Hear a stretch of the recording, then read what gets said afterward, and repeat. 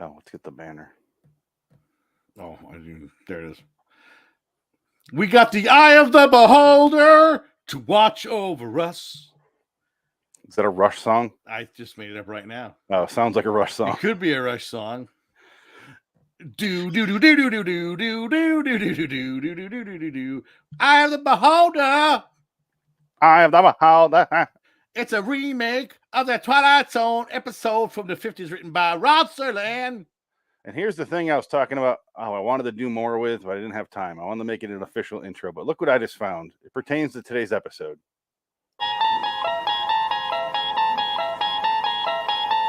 Submitted for your approval the case of one Miss Janet Tyler, a hideously disfigured woman hoping for one last chance at a medical miracle.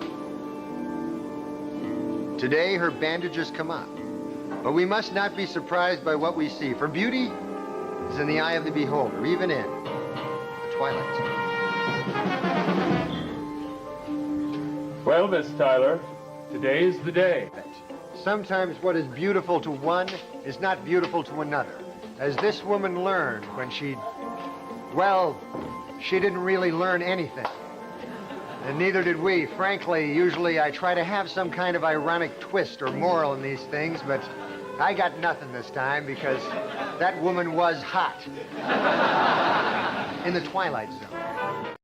Done? Okay, it's done. I heard none of that.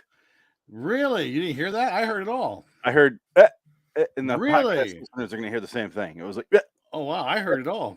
Yeah. So check out the live stream if you want to watch it. It's Norm McDonald doing that. Wow. That's kind of, I hope that comes through on the podcast. I guess not. It won't. No, it records whatever's on my end, and that's what That's so weird. It's the Twilight. All right, here's the intro. Not another one.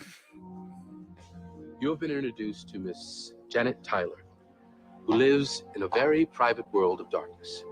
A universe whose dimensions are the size, thickness, and length of the bandages that That's a cover her face. screen I'm in front of. In a moment, we'll witness the removal of those bandages, and we'll see what's under them. Keeping in mind, of course, that we're not to be surprised by what we see, because this isn't just a hospital. And this patient, Janet Tyler, patient number 307, is not just a woman, because this happens to be the Twilight Zone. Hello, citizens. Welcome to LIW, the Twilight Zone review episode 407 for TZ 2002-138, Eye of the Beholder. Phoenix West. Ticket, you interrupted Jonathan Davis's fantastic score. Good. All right. I didn't know this was going to be a almost shot-for-shot remake. It really is. The only difference is there's no scene of her running through the corridors with the pig-faced Hitler. It just happens before she even gets the bandages off. Because before it was after she got the bandages off. And this one, it happens right away. So his speech about conformity happens right away, but he's in shadow, so you never see his pig face. Yeah, it's the same thing. It's the same exact thing. Yeah, but it's just done in a different way. No, done the exact same way. No, but he has another speech, though, where he talked about conformity. Yeah, he does in the beginning, in the original episode. Did he? Yeah, this one right here. I have it. Oh, okay. Glorious conformity. But we don't see the end one. But yeah, no, that's the end one. But he's in shadow. Yeah. Oh, okay. No, it's literally the same thing. The same script, the same everything. Only they look like weird worm burn victims. Yeah, here they look like weird. The makeup kind of is lame. It was very under. It should have been more. I like the pig face people better. That's a better design. I like Pig Hitler more than Worm Hitler. And how come we're not seeing her ass? She got shorts on. This is bullshit. Pretty much are. This is all bullshit. This is what a lie. A big hairy ass. See, that would have been hilarious. That's the twist. You can't get the hair off of my ass. I'm sorry, we can't. But it's like, is the twist of the episode that they knew you would expect him to do something different and they didn't? And that's maybe the twist? That's what I felt like, because nothing changes. But I started hearing the dialogue and I went, they have the same script, like the word for word. And I'm like, so everything, they're not going to change anything. The credit was Rod Serling wrote it, so it's his script. Just crazy. I didn't expect it to be that exact. Because, and my next question, if you're going to do the exact same script, why this one? Right. It's the worst episode, the remake. The original is fine. Well, the original is considered a masterpiece. Yeah. But like, why remake an episode like that? Do something where you can do a little updated twist with it, like they did with Monsters Doing Maple Street. Or The Fear. Yeah, The Fear. Your favorite episode with the crotch sharing. Wasn't that the one where the guy sits on the chair and he spreads his legs open? Oh, yeah. I'd like to zero out a little bit here. Do you mind if I have my balls out? Adam Chance from Agent from Harm from MST3K. That's right, exactly. And they shoot a giant eyeball in the sky as an air balloon. They could have remade this one. Oh, stop treating me like a retarded child or something. That one can't. That's a classic. You don't touch that. This one. I'm going to go out and find one of those details now.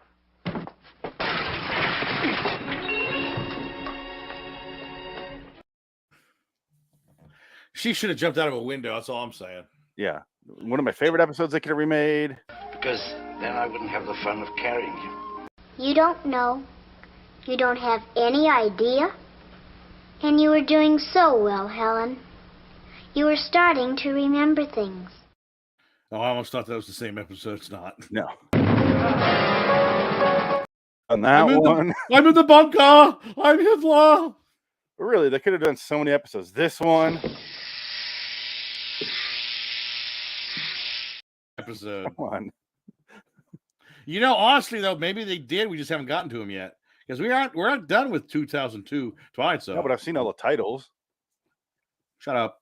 Like, this is a flat out remake. They only did a couple like remakes in this. Yeah, they only did a couple. But 85, how many remakes are in 85? They have a lot of like spiritual remakes. Yeah. I've noticed where it's like this is very simple, but it's kind of like 2 episodes combined. But direct remakes, I know they have the Shadow Play that we did. Yes, they did, and they had the episode where the mannequin goes back to the store. Yeah, they had that one. I'm looking at the episodes right now. See, a lot of them are like spiritual remakes, but or sequels. Yeah, like that. Sequels would be good. I'd like to see a sequel. Oh, you're going to see a sequel next time we do this show. Right? Yeah, the 2019 one or 2020. Oh yeah, yeah, great. Right? Oh no, I'm sorry. They did do sequels. They had the Bill Mummy one was a sequel. That was 2002. 2002. That was a sequel. Yeah. Though I don't know about the 80s. They probably didn't do any sequelization, which is weird. Sequels, yeah. Because the 80s was the era of sequels. I guess the remake was good enough for them. There is an episode of the 2002 version we haven't done yet called Azoth the Avenger is a Friend of Mine. So there's that one. Oh, no. We still have Gabe's Story, which is Christopher Titus episode. Oh, my God. Yeah. We have... right in a row. The episode 30, It's Still a Good Life, and 31 is the Monsters Doing Maple Street remake. Oh wow! So they're back to back. This is a handful of episodes later. Wow, interesting. Yeah, but I will say, I think the most relevant episode of the 2002 show, not relevant. This is not the right word, but the most like the original series is that first episode we did called "The Executions of Grady Finch." Right. That feels very much 2000 or original series. Right. The twist on the whole, like, I thought you said you didn't do it. Yeah. Did I? And he gets punished for it. And the statue crashes on him. He's like, oh, Jeremy Sisto, no. Yeah. Nobody's going to miss him. That's where you're wrong. Basic Cable's going to miss him. He was fantastic in Waiting. Or not, Waitress. Waitress. What's that movie? Suicide Kings. Suicide Kings. Thank you. We talked about that way too much. Yeah. It has an amazing cast. Kings. It's a great movie. I love Suicide Kings. Jeremy Sisto. No one talks about it anymore. He is in it. He's a heroin addict who's he's a med school graduate. That was a big movie when it came out because you could buy a copy of it for like $3. I remember that, and I did. I had like 3 or 4 copies. Oh yeah. Then they kept giving them away. It was just for some reason it was everywhere. Yeah. There are so many copies of that movie, and I don't ever know why. You can get it at Walmart it was one of those first like $5 movies that you could find there. Right, yeah. Now you can't find it at all. No. Movies are going the way of the dodo right now, because I can't believe Banshees of Izzard, whatever that fucking title is. It was in theaters last week. Like, it just came out in theaters, and it's on HBO Max already. That's nuts. I just watched a movie that's nominated it's going to be an Oscar contender in my home just right now. I didn't have to go anywhere for it. You said the title, and I thought you were having a stroke. I don't know what the title is. The Banshees of Southern Israel, Guatemala lizard. The Banshees is. Oh. And I get it's the name of the island, and I can't pronounce it because it's fucking that Irish Gaelic shit. Sorry, Banshees. Isenhorn? Isenhorn? Yeah, Inisherin. Innershern, something like that. Yeah. And the Joker's in it. He's dead. Oh, the Joker from Matt Reeves' Batman's in it. Jack Keogh or whatever, Keogh, that kid. There was a Joker in that movie? Yeah, it was a deleted scene. Did you not see that? No, I didn't. It's on YouTube. It's actually on HBO Max. You can watch it on HBO Max too. Okay. There's a little. I was gonna say, did I fucking fall asleep? No. They allude to it because he's at the end of the movie too, though. The Riddler's talking to the Joker at the end of the movie. That's who he's talking to. I'll be honest. That's a lot. There's a lot of that movie to digest. Yeah, it is a very dense movie for a Batman movie. It's dense. There's a lot going on. Yeah. And you start to kind of like get lulled, like thinking about stuff. And you're like, oh God, like a lot of that going on when I was watching it. I didn't think, and actually, this is good for this episode because in comparing the two, you have a remake and you have basically the original. So I would say the original for this would be like, Burton, Nolan, whatever. Whereas Twilight Zone, The Eye of the Beholder, they're using the same script. Do you appreciate a direct copy or an adaptation of the material? Adaptation to make it. So yeah, you would think that's better, right? This is why people tore apart Gus Van Sant. Yeah, for Psycho. Yeah, if you put his own twist on Psycho, that would be fine. It's just another Psycho movie. Right. There's other Psycho movies that are actually interesting. Yeah, but you just shot for shot remake. Why? With inferior actors, R.I.P. But why? Who are Anne Heche? I get it. Yeah, whatever. That's a random death. That is. I forgot about that. You're right, man. Yeah. No drugs in her system. I read that. Oh, really? No drugs in her system. I think she just lost it. She had some mental issues going on. She had some issues. Yeah. She was talking her alien language. Remember that when she had her interview like 20 years ago with Baba Walters, and she said, "You have your own alien language." Tumatakamatatadona. That's on you. You can look that up on YouTube. Anne Heche alien language. I would, but I can't play it on here anymore for some reason. Oh, what? YouTube audio. Oh my God! You see, this is why technology is bringing us all down. Let me see if it'll do it now. I'm gonna start playing a random Bohemian Rhapsody. Because I'll hear. You hear that? You won't, right? Could you hear that? I didn't hear anything. I was playing a Bohemian Rhapsody. I didn't hear anything. All right. Yeah, I don't know what the Mamma Mia, I get it. Mamma Mia, Mamma Mia. Is that what it is? No, I got some hoes in this house, and it's like do do do do. Oh, very nice. There's a guy that mixes like two songs, so it's Queen's Bohemian Rhapsody, but it's WAP. Oh, okay. I'll send you it later. I thought it was like it was an Italian thing. No, they'll mix he'll put the audio, like the singing, over the top of another song, and it works so well for some reason. Right now, I've heard those before. Yeah. I've heard like Closer and I was gonna say some other song. Yeah. They do Nine Inch Nails stuff all the time. Yeah. But there's not much to say about this episode because that's why we're not. It's shot for shot the fucking original. So much so I wanted to put a side-by-side comparison video, but I was like, yeah, that's a waste of my time. I'm not going to do that. And I'm sure someone's already done it. Yeah. Well, I looked it up. Yeah. That's actually how I found the Norm Macdonald thing, because I was like side-by-side comparison, Twilight Zone, Eye of the Beholder, and then I found that. I'm like, because a while ago I went through and I found all these intros when I made those other ones, like Stacy Keach and the SpongeBob. Right, yeah. That's what I was looking for, and I found the other not Twilight Zone, but SCTV with John Candy. Yeah, that's a good one. I found that one, and then suddenly Norm Macdonald pops up. I'm like, why have I never heard of this? I think it should be the next intro for the next show is the SCTV one. Since okay, it's been brought I'll do that one. Yeah, but I mean, Molly Sims is in this, and she's supposed to be the hot one, but her breasts are nowhere as big as what's her name? Allison Hozak. No, her fake name. Her name from the Beverly Hillbillies. Oh, What was it? Ellie Mae Clamp, whatever name. Ellie Mae Clampett. Ellie I Mae. was trying to think of the actress's name. Fuck, no one cares. Ellie Mae has some giant tits, and Molly Sims just don't got it. Molly Sims is very, very svelte, and I do not want that in my adaptation. Oh, I just realized I'm still screen sharing. Yeah, no idea. No, that's fine. It doesn't matter. All right, I do want to play while we're here, and it's because it's the most recent episode of Filthy Twilight Zone. There's Filthy Eye of the Beholder. Oh, I was gonna just put up the new footage over top of it. I still might, but yeah, let's still watch it.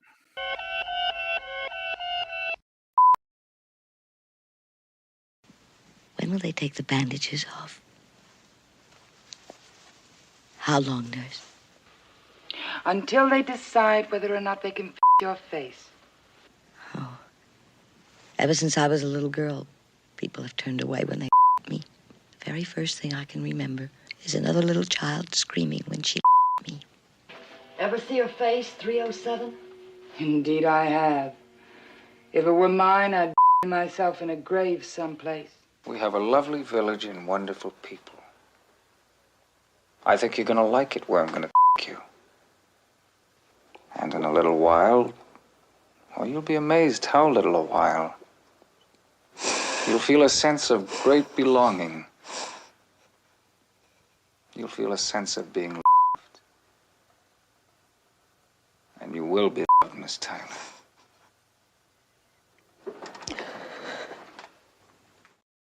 There's a lot of fucking going on in that episode. My favorite part of that is the uncomfortable cut to the doctor being in the room while he's threatening her. Well, go off to get your fuck on, girl. Like, anyway, have fun over there at the colony. Go to the fuck colony. Get out of here. Jesus.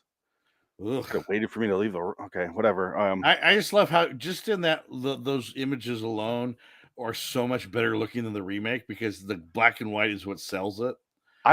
Yes, it sells it so much so that I was pissed off when I saw the stupid ass font right here on screen. Oh, it pissed me off. I was like, oh, it's ugly. It's ugly. Like, it is ugly. Yeah, it's terrible. I saw that and I was like, No. I made a note of it, time stamped and everything. And it's like the it's just basically darkness. It's not even shadow because at least with the black and white, there's contrast. This one's just like, oh, they're in a dark room. I can't see anybody's face. Yeah. Or they're purposely blocking each other out because at least in the old version, she's smoking. So there's something to put the camera on where you don't have smoking in modern shows anymore because everybody's a fucking pussy and no one smokes anymore. No. So you don't have that element to sort of put the camera on something else. So you have to literally block each other's faces with the back of the head. It sucks. It's terrible blocking because it's obvious you're hiding their faces. See, much better. Yeah. When I get fucked, when I was a kid, they wouldn't look at me because I'm so ugly. Little girl looking away as she fucked me. To going off what you're saying there, everything's ugly in the camera movements.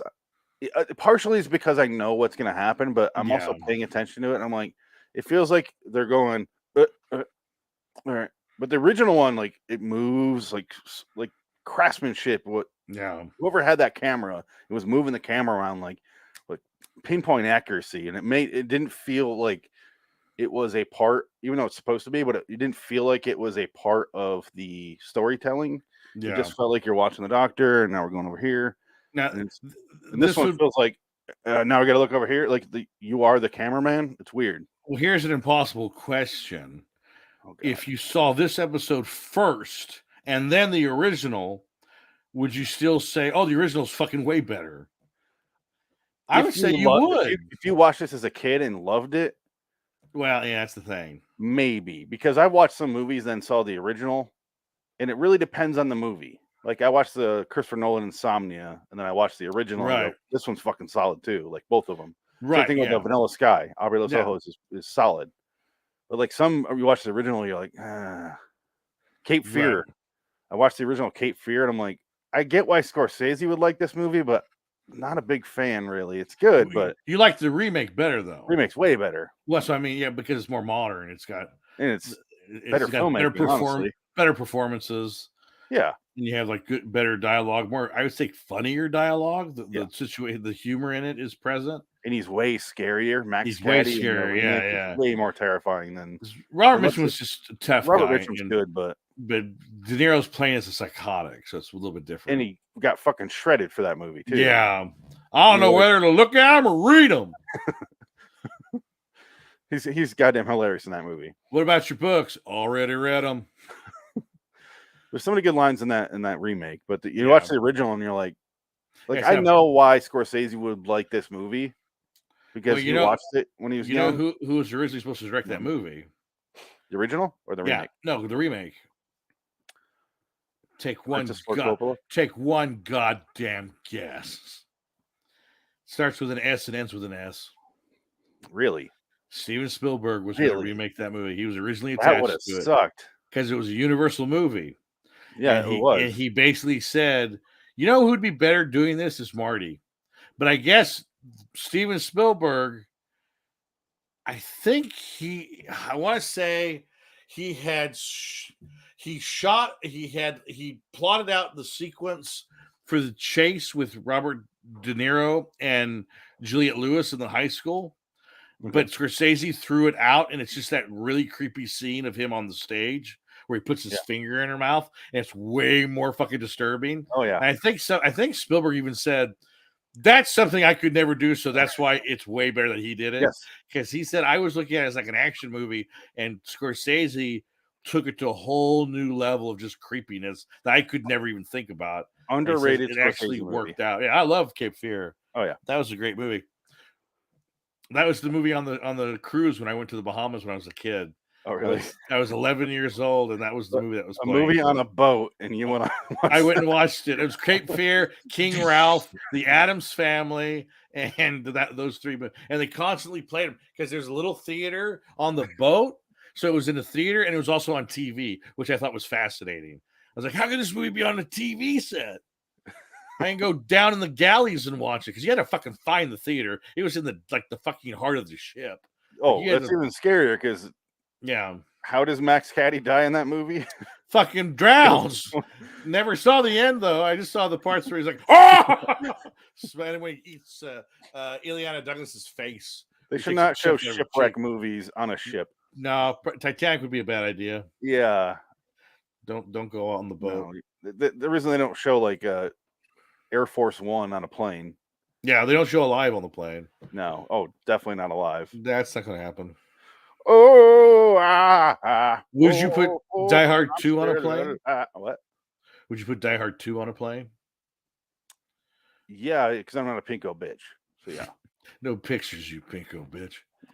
I do want to say, but before we move off Cape Fear, and this might not make any sense, but it does to me. Cape Fear, when I was growing up, it reminded me so much of a De Palma movie.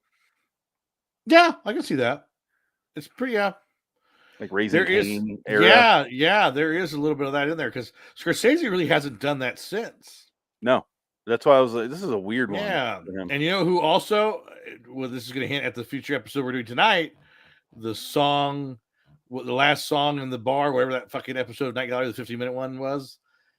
That's a big experimental segment. That one had a lot of Cape Fear experimental shit going on visually. Yeah. That one was kind of interesting. Let's talk about Eye of the Beholder and get out of here. Yes. I do wish Adam was here because one is his favorite episode. And I kind of want to see what now watching it, I don't think he would have cared. I think it would have been like, I think he would have dismissed it and been like, stupid. There's no point. Yeah. And I'm on the same boat. I didn't hate it. But I agree. Pointless. That's why I said it's remake. Yeah. It's I was just like, you know what? I could save time, just fast forward it. I know what happens. Yeah. It's the exact same shit. And the shots aren't even that interesting. That was the thing that turned me off, was just it was shot bland. It was just like they're hiding the faces are hidden by backs of heads. It's like in shadow and like it's literally darkness. Not even shadow, just darkness. And I'm just like, it doesn't work. It's not as interesting. I have the perfect example coming up here. I just want to. Oh, there's this great reveal to the magazine. And the makeup sucks. I want to turn the audio off, but dun, dun, dun! Like, and it's like, okay, what am I looking at here? Like, this means nothing. Traveling style. They have magazines in the future with weird barcodes. I guess they have butt plug buildings. All right, but here's what you're talking about with just darkness, not shadows. No, it's just the lights are off. Yeah. Like there's no moody lighting there when she walks in here. She's just still in the darkness. It's not. Yeah, it's ridiculous. It's too stark. Like it needs to be. They did a good segment there in the beginning when the woman's talking to the other woman right before the intro that I played, and she's like, "You see her face in 207 or whatever the number is." She's like, "Oh, poor lady." And they have a guy in the background like carrying pillows and blocking his face, and everyone's trying to block their face in creative ways. I'm like, "Oh, they're trying here. They're trying there, yeah." But then it cuts to everything else, and it's just people in darkness. It's just got to that point where it's like, I can't fucking keep doing this. I can't figure out any more gags to hide faces. Well, we can hide pregnant women stomachs all we want, but we can't hide faces. And you know what's sad is maybe they were like, because this is the same year that the third Austin Powers movie came out. Maybe they were like, we can't just like open the cupboard and block the face. It's gonna be too much like an Austin Powers gag. We need Jay Roach, but he's too expensive. Yeah.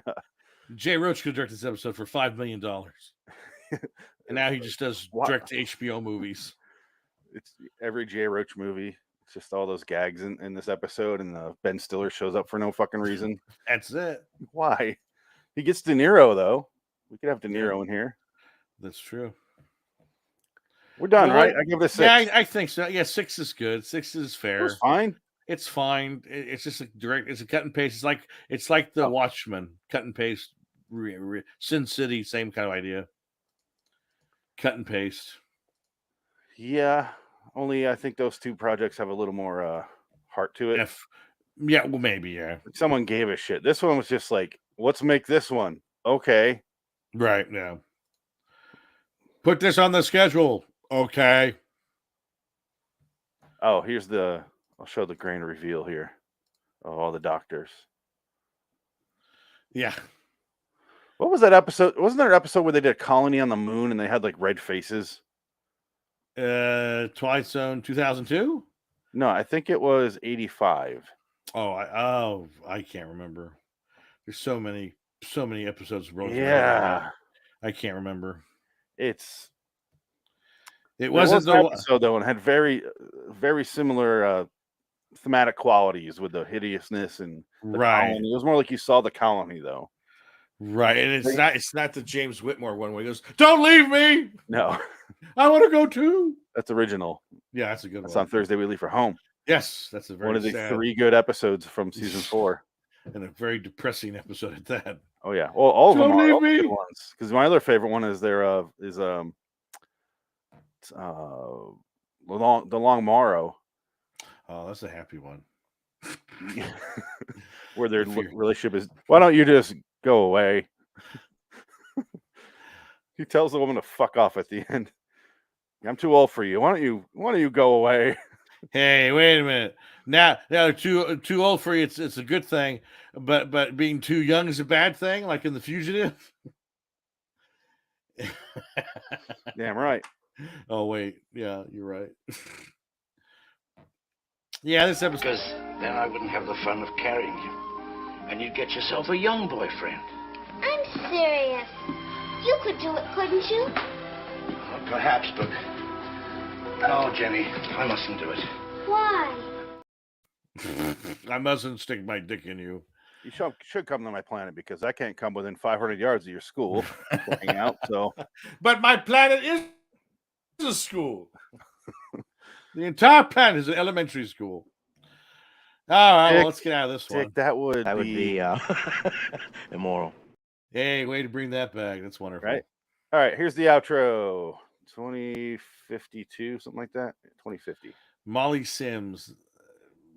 That is a total representation of 2002. And win it. Oh, fuck it. What kind of world is this where ugliness is the norm and beauty the deviation from that norm? You want an answer? It's any different world. It doesn't make any difference. Fucker. Because the old saying happens to be true. Beauty is in the eye of the beholder. In this year or 100 years hence, on this planet or wherever there is intelligent life, the same script is in the eye of the beholder. Lesson to be learned in the Twilight Zone. Until next time, in the meantime, I'm Phoenix West. Take it! So long! citizens. I'm cutting them off again. Now see you in hell. Yeah. We're not Korn fans here in this show. Remember when Frank said he's going to start being on? We haven't seen him since. He's totally gone. He's been gone for 7 months now. I need to replace him on the images with you and just get it over with. But I made all the posters years ago. I'm not doing them again. That's fine. All right. Bye. Bye. All right. 30 minutes. I feel like we did it justice. That's perfect. That's a perfect amount. I was listening actually to the episode we were doing because I listened to it at night and just try to go to sleep. I was putting on the old podcasts from the Podomatic, and it was the one we were trying to figure out what happened to Adam because he hadn't responded. Oh. And we were saying like, "Hey, where are you? Give us a call. What's going on here?" And we're like, "What if he's dead?" Yeah, well, I remember that. Oh shit! Yeah, he was dead. Well, we all knew it. We kind of figured. It was just like, yeah. Because I was talking to my wife, and I was like, we were like kind of joking about it, but that was just so I wasn't like really thinking about it. But I find out when I knew something was going on. Something was off. If not dead, in a coma. Because that's the only one of the two ways he would stop communicating with anyone. Yeah. Yeah. I wish he could have seen that episode just to make fun of it. I wish you would have seen Dune. You didn't even get to see Dune. Oh yeah, that's what kind of bothered me. I had a whole fucking episode with him on his Raiders of the Lost Ark talking about Dune before it came out because they pushed it back to October of 2021. Like that, you just flat out called it Raiders of the Lost Ark. Yeah, whatever it's called. Raiders of Atlantis. That's it. The Oakland Raider. Okay, here. The Beholder. Lady. Our plan is an element. All right. 3020. There we go.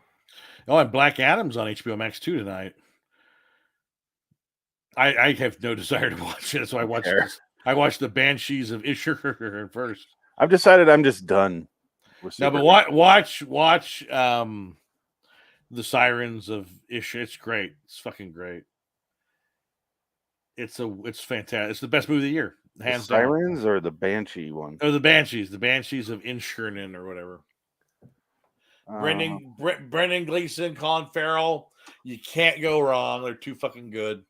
Martin McDonough. The guy's a fucking genius. I don't know how he does it. He's a genius. You'd think this movie would be so boring. It's fucking hilarious. 30, 20. I still haven't seen In Bruges. What? I still haven't seen 3 Billboards. Oh, you gotta see In Bruges. I think In Bruges is better than 3. 3 Billboards is dark, but In Bruges is better. Yeah. But I love 7 Psychopaths, so. 7 Psychopaths is fucking incredible. That's great. That's one of my favorite, yeah. But his brother does the other ones with Brendan Gleeson. There's Martin McDonough. I think it's I forgot his brother's name. Maybe, but he did Calvary, which is awesome, and he did the Guard. Also, the Guard was amazing. The Guard. I know what Calvary is, but what's the Guard? The Guard was Brendan Gleeson is an Irish policeman, and Don Cheadle is the FBI. He comes in, he's FBI looking for drug runners in Ireland. And Brendan Gleeson asks him a bunch of questions. I thought FBI like to kill children and women with the firebombs. That was one incident. He goes, oh, okay. And he goes, don't you guys all smoke crack? He goes, what? Because Don Cheadle's black. It was funny. It was a good one. All right. I am ready when you are here. Now, which one's this? Now what are we doing? Bum, bum, bum, bum, bum, bum. Oh, God, no. This will be 10 minutes. I'm ready. Let's do it. Fuck it. Let's do it.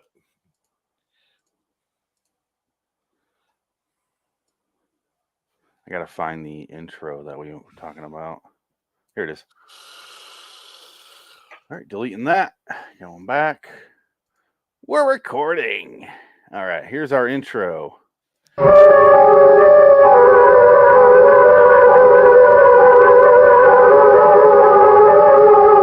Hi, I'm Chris Serling. My dad, Rod Serling, created the mortal series, The Twilight Zone. When you go back and examine some of those old shows, You'll discover the ideas, could actually be expressed in about 30 seconds. That's why tonight, I'm so proud to present... Bordering in Wonderland, the Twilight Zone review.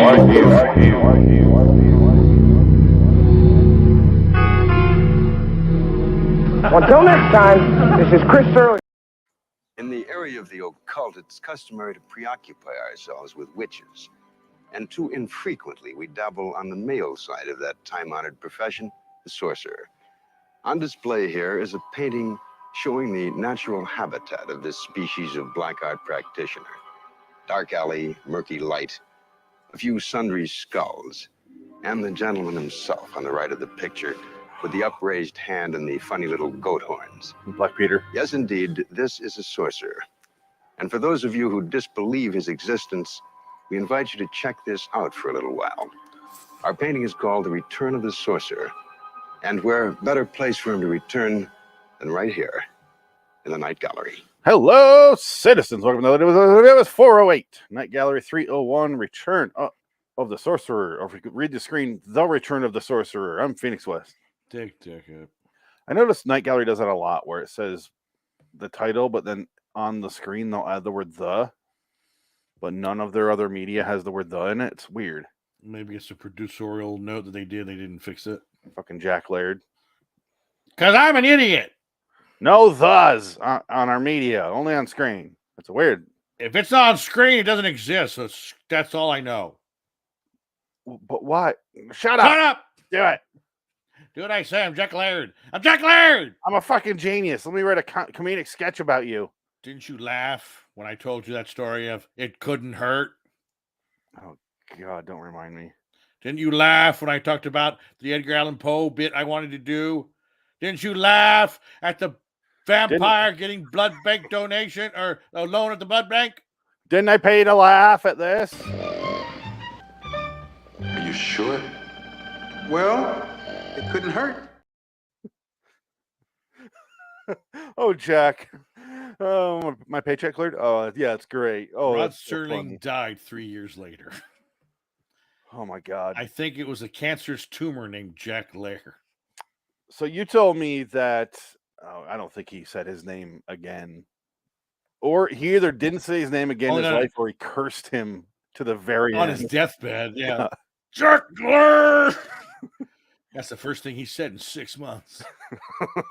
Jack Laird! The Simpsons joke?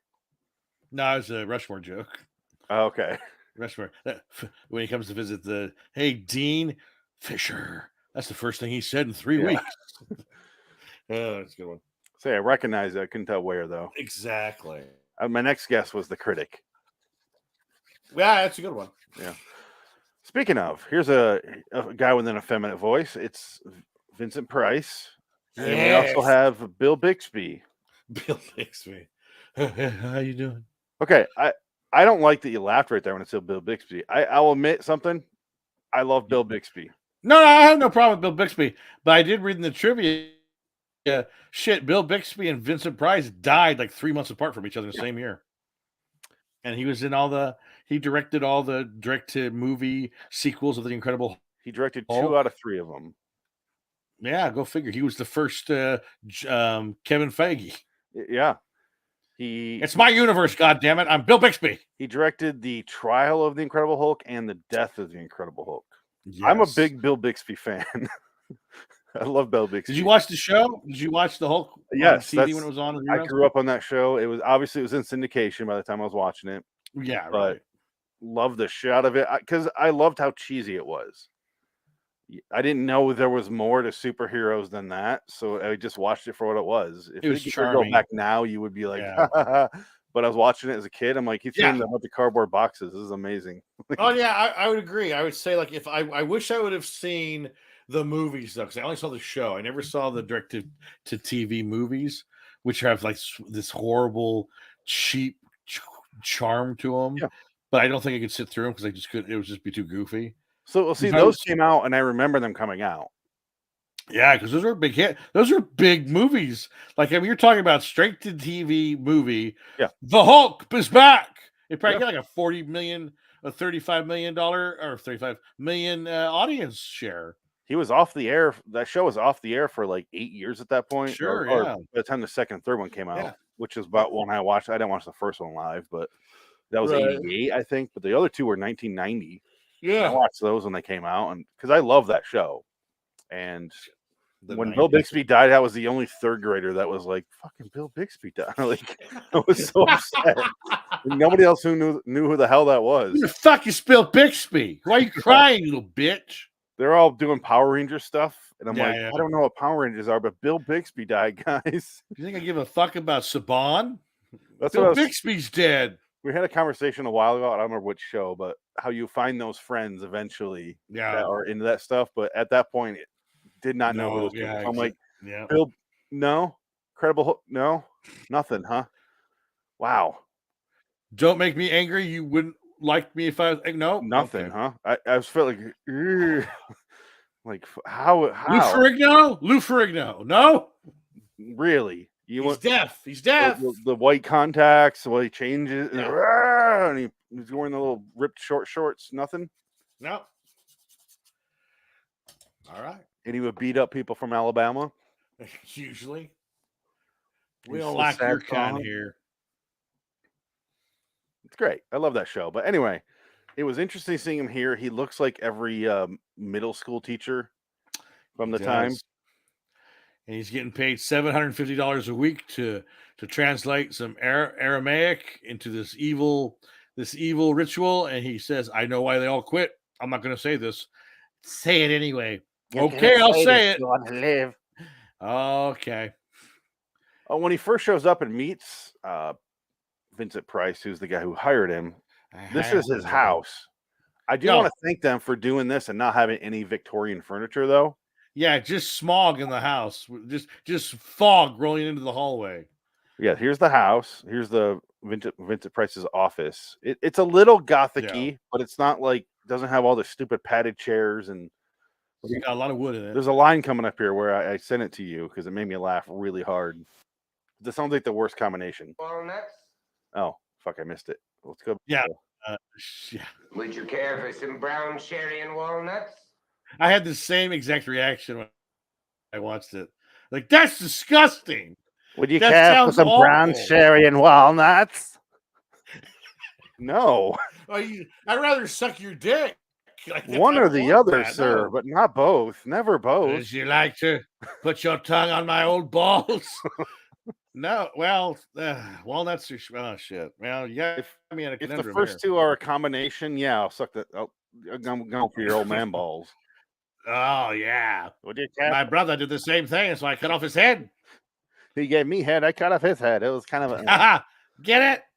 Would you care for some brown sherry and walnuts? Tim Burton is going to revitalize my career in the 90s. You won't be revitalized as much as I am. I feel like but we'll both be dead. There isn't enough made about Vincent Price. Like you don't see people doing like impressions of him still that they should be doing. Barely. I don't see anybody doing Vincent Price. It's weird. Bill Hader. But that was that was years ago. I think Vincent Price is kind of a distant memory of pop culture now. Well, and that's my next question because I have one more clip to play before I'll ask this question, though. This is at 7. Actually, I'll ask the question first and then I'll play the clip. Here's the clip. Is Vincent Price even a good actor? He could be. That's the appropriate answer. Because he is good at other stuff I've seen him in. Yeah. But he hams it up. And I think in the 70s, he was really hamming it up because that was he was basically Christopher Walken. Like Christopher Walken then was a good actor. Christopher Walken now is Christopher Walken. Pacino, same thing. Robert Downey Jr. Shatner. They've embraced, by the time they're in their 80s and 90s or 70s, 60s, whatever, the twilight of their career, they've accepted this is why they hire me. I'm just going to give them what they want. I'm going to ham it up, and this is who I am. Fuck it. I need retirement money because I don't want to be in the street. Yeah, and I don't want to be in a poor hospital. I keep thinking Ethan Hawke's going to do that because he is a solid fucking actor. Like he really is. And but he works all the projects, time. and you're like, yeah. But I keep going like he's going to get desperate. And he's doing another big movie in a bigger movie, and he keeps like elevating. Because when he did The Purge, I went, oh, here it comes. the downfall of he's gonna start doing whatever, and then turns out somehow, even though he's barely in that movie. Well, he did, but then he followed the person with Sinister. Yeah, which is the same kind of horror, I was like just cheap horror movie. because I saw how cheap The No. Purge was. I expected that downfall to continue, and I'm like, please don't Yeah. let him do this. Like, I love Ethan Hawke, and then he started. I'm like, all right. And every like 2 years, he does some project that people are like, whoa, Ethan Hawke. Right? Yeah. I was like, Did you see good. Black Phone? Yeah, I like Black Phone. He's That was great. good. That was Yeah. great in that. Yeah, he was great He's in great that. in that. He wants to play the game, beat up daddy, or beat you up. You can't do the next phase if you don't let him beat you up. Yeah, don't go up there. That's what he wants. Yeah. That's when he kills you. All right, here's why I went. Oh, Vincent Price. You have it translated. You shouldn't know. No. No, I must know. I must. I must. Oh, right in her titty. He did a respectful turn, though. I don't like breasts, so I would not put my mouth on them. You know what I mean? Like, I'll if he was put my really eyes just on going them. for titty, he would have went face first. But he did a respectful pause, turn, and then Yeah. did it. I Very respect him for respectful. that. Unlike Chris Isaac trying to kiss Cameron Diaz in the MTV Movie Awards. I saw that. You ever see that where he's like 39 years Who old is and Chris she's Isaac? Chris Isaac's a singer. He did that. Oh, I want to fall in love. He's an actor. He shows up. I think he's in a David Lynch movie here and there. He shows up and stuff. He was in Silence of the Lambs for a minute, but he's an actor / singer, and he like tried to force himself on Cameron Diaz for the best kiss for MTV Movie Awards, like back in 1994 or 5 or something like that. And she was like, obviously, it was like, leave me alone, don't touch me. Like he was like on top of her, trying to put his tongue in her mouth. And it was like, God damn, why didn't you not do that?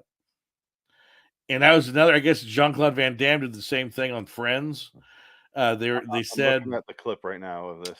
Yeah, Jean-Claude Van Damme on Friends, he guest starred on Friends, and he was dating Courtney Cox and Jennifer Aniston's characters. And I guess they said, can you tell him when we're making that, do the scenes where we're kissing, not to put his tongue in my mouth? And both of them said that. I thought that's hilarious. Don't you want to be real? I'm Van Damme. I do not do this unless it's real. Can I just show this part of the clip, the Cameron Diaz one? Because you can't hear it, but yeah, I'm sure you can't. Her face is, yeah, the face is what I want to show. Yeah, but she turns into Joey Lawrence Adams from she does. Mallrats right here. Look at her face. She turns into her. Right get the fuck off me! It's Joey Lawrence Adams. I'm a lesbian. I fucked Kevin Smith for years somehow. That she did. That's right. Well, what happened to her? Is she still working? I don't know. I like her. I liked her. She was interesting. Good. Yeah. I don't know what happened. Or Clerks 3. I saw at Walmart the other day, and I was like, "Oh, really?" He has sequels to movies, and I've never heard of the sequel. Like I had no idea. Well, he was taking it forever on the road. He had like on a road trip, and he showed it to a bunch of different cities. That's what he does. He just travels with movies, and he does open mic nights. Basically, that's all he does. I'm fine with that. But he was here recently. One of my friends, Eric Baez, who I did shows with, he's a huge Kevin Smith fan still to this day. Wow. Met him and got to talk to him, and he's like, "Yeah, he said it can be in Mallrats 3." I was like, "Awesome." Wait, he was or in Mallrats 2. Sorry, Mallrats 2. Oh, Mallrats 2. Okay, yeah. He wants to do a sequel. Yeah, that's all he can of course do. He does. He can do the sequel of his legacy films. I will say, Clerks 3 has to be better than Clerks 2, though. It just I remember not hating it, but I don't remember it. Like, I don't know. It wasn't terrible, but yeah. It felt like a cash-in job. This feels more like a passion one. Like he wanted to do a third one. Nobody asked for it. Well, I felt sorry for him when he did Zack and Miri because he so wanted that to be a hit and it just wasn't. It's like I remember he was talking about it. He goes, Zack and Miri, I was trying to be Judd Apatow because it's very Apatow. Oh, yeah. Like it's very of that era. And it's very obvious. Yeah. And he was like saying, but he goes, that means the movie will open like $25 million or $30 million. It'd be great if I could happen for myself. And they called him like the weekend of the movie release. They said, well, it did 18? No, 8. What do you mean 8? That's it? He goes, that's all it made. That's as much as the last movie made. It's all, I didn't get anywhere. So he was like frustrated. He's just like, God damn. Here's the title. Yeah. Well, I just title. Yeah. And the movie's not bad. I enjoyed the movie. I thought I the like movie was it. funny. It was funny. It's not But amazing, no, but it's fun. It's a comedy. It's whatever. I like Craig Robinson. I like the people. He basically had all the Apatow actors in it, Yeah. all the reject actors and from all 40-year-old his guys version. and Apatow's guys. His guys in it. Yeah, it was a weird combination of two different comedy universes colliding. Yeah, you got all those like Jeff and what's the other guy's name? He turned into a black hole. What's the guy that plays Dante? I can't think of his name right now. I can't remember his name. I couldn't tell you. I know who you're talking about. But I love Jeff. don't. The salsa shack from Clerks. And I want to see how pathetic they're supposed to be in the third one because now they're in their like mid 50s and still not like Clerks. That's why I think it's going to be better than the second one, which just felt unnecessary. They don't own the store; they just work there. That's the worst part of it. They're still working there. That's what I'm saying. It's like, but I man. know guys like that from high school that like I'm almost 40, and they're going to be there in 15 years, so they'll be in their mid 50s still working at places that they never left.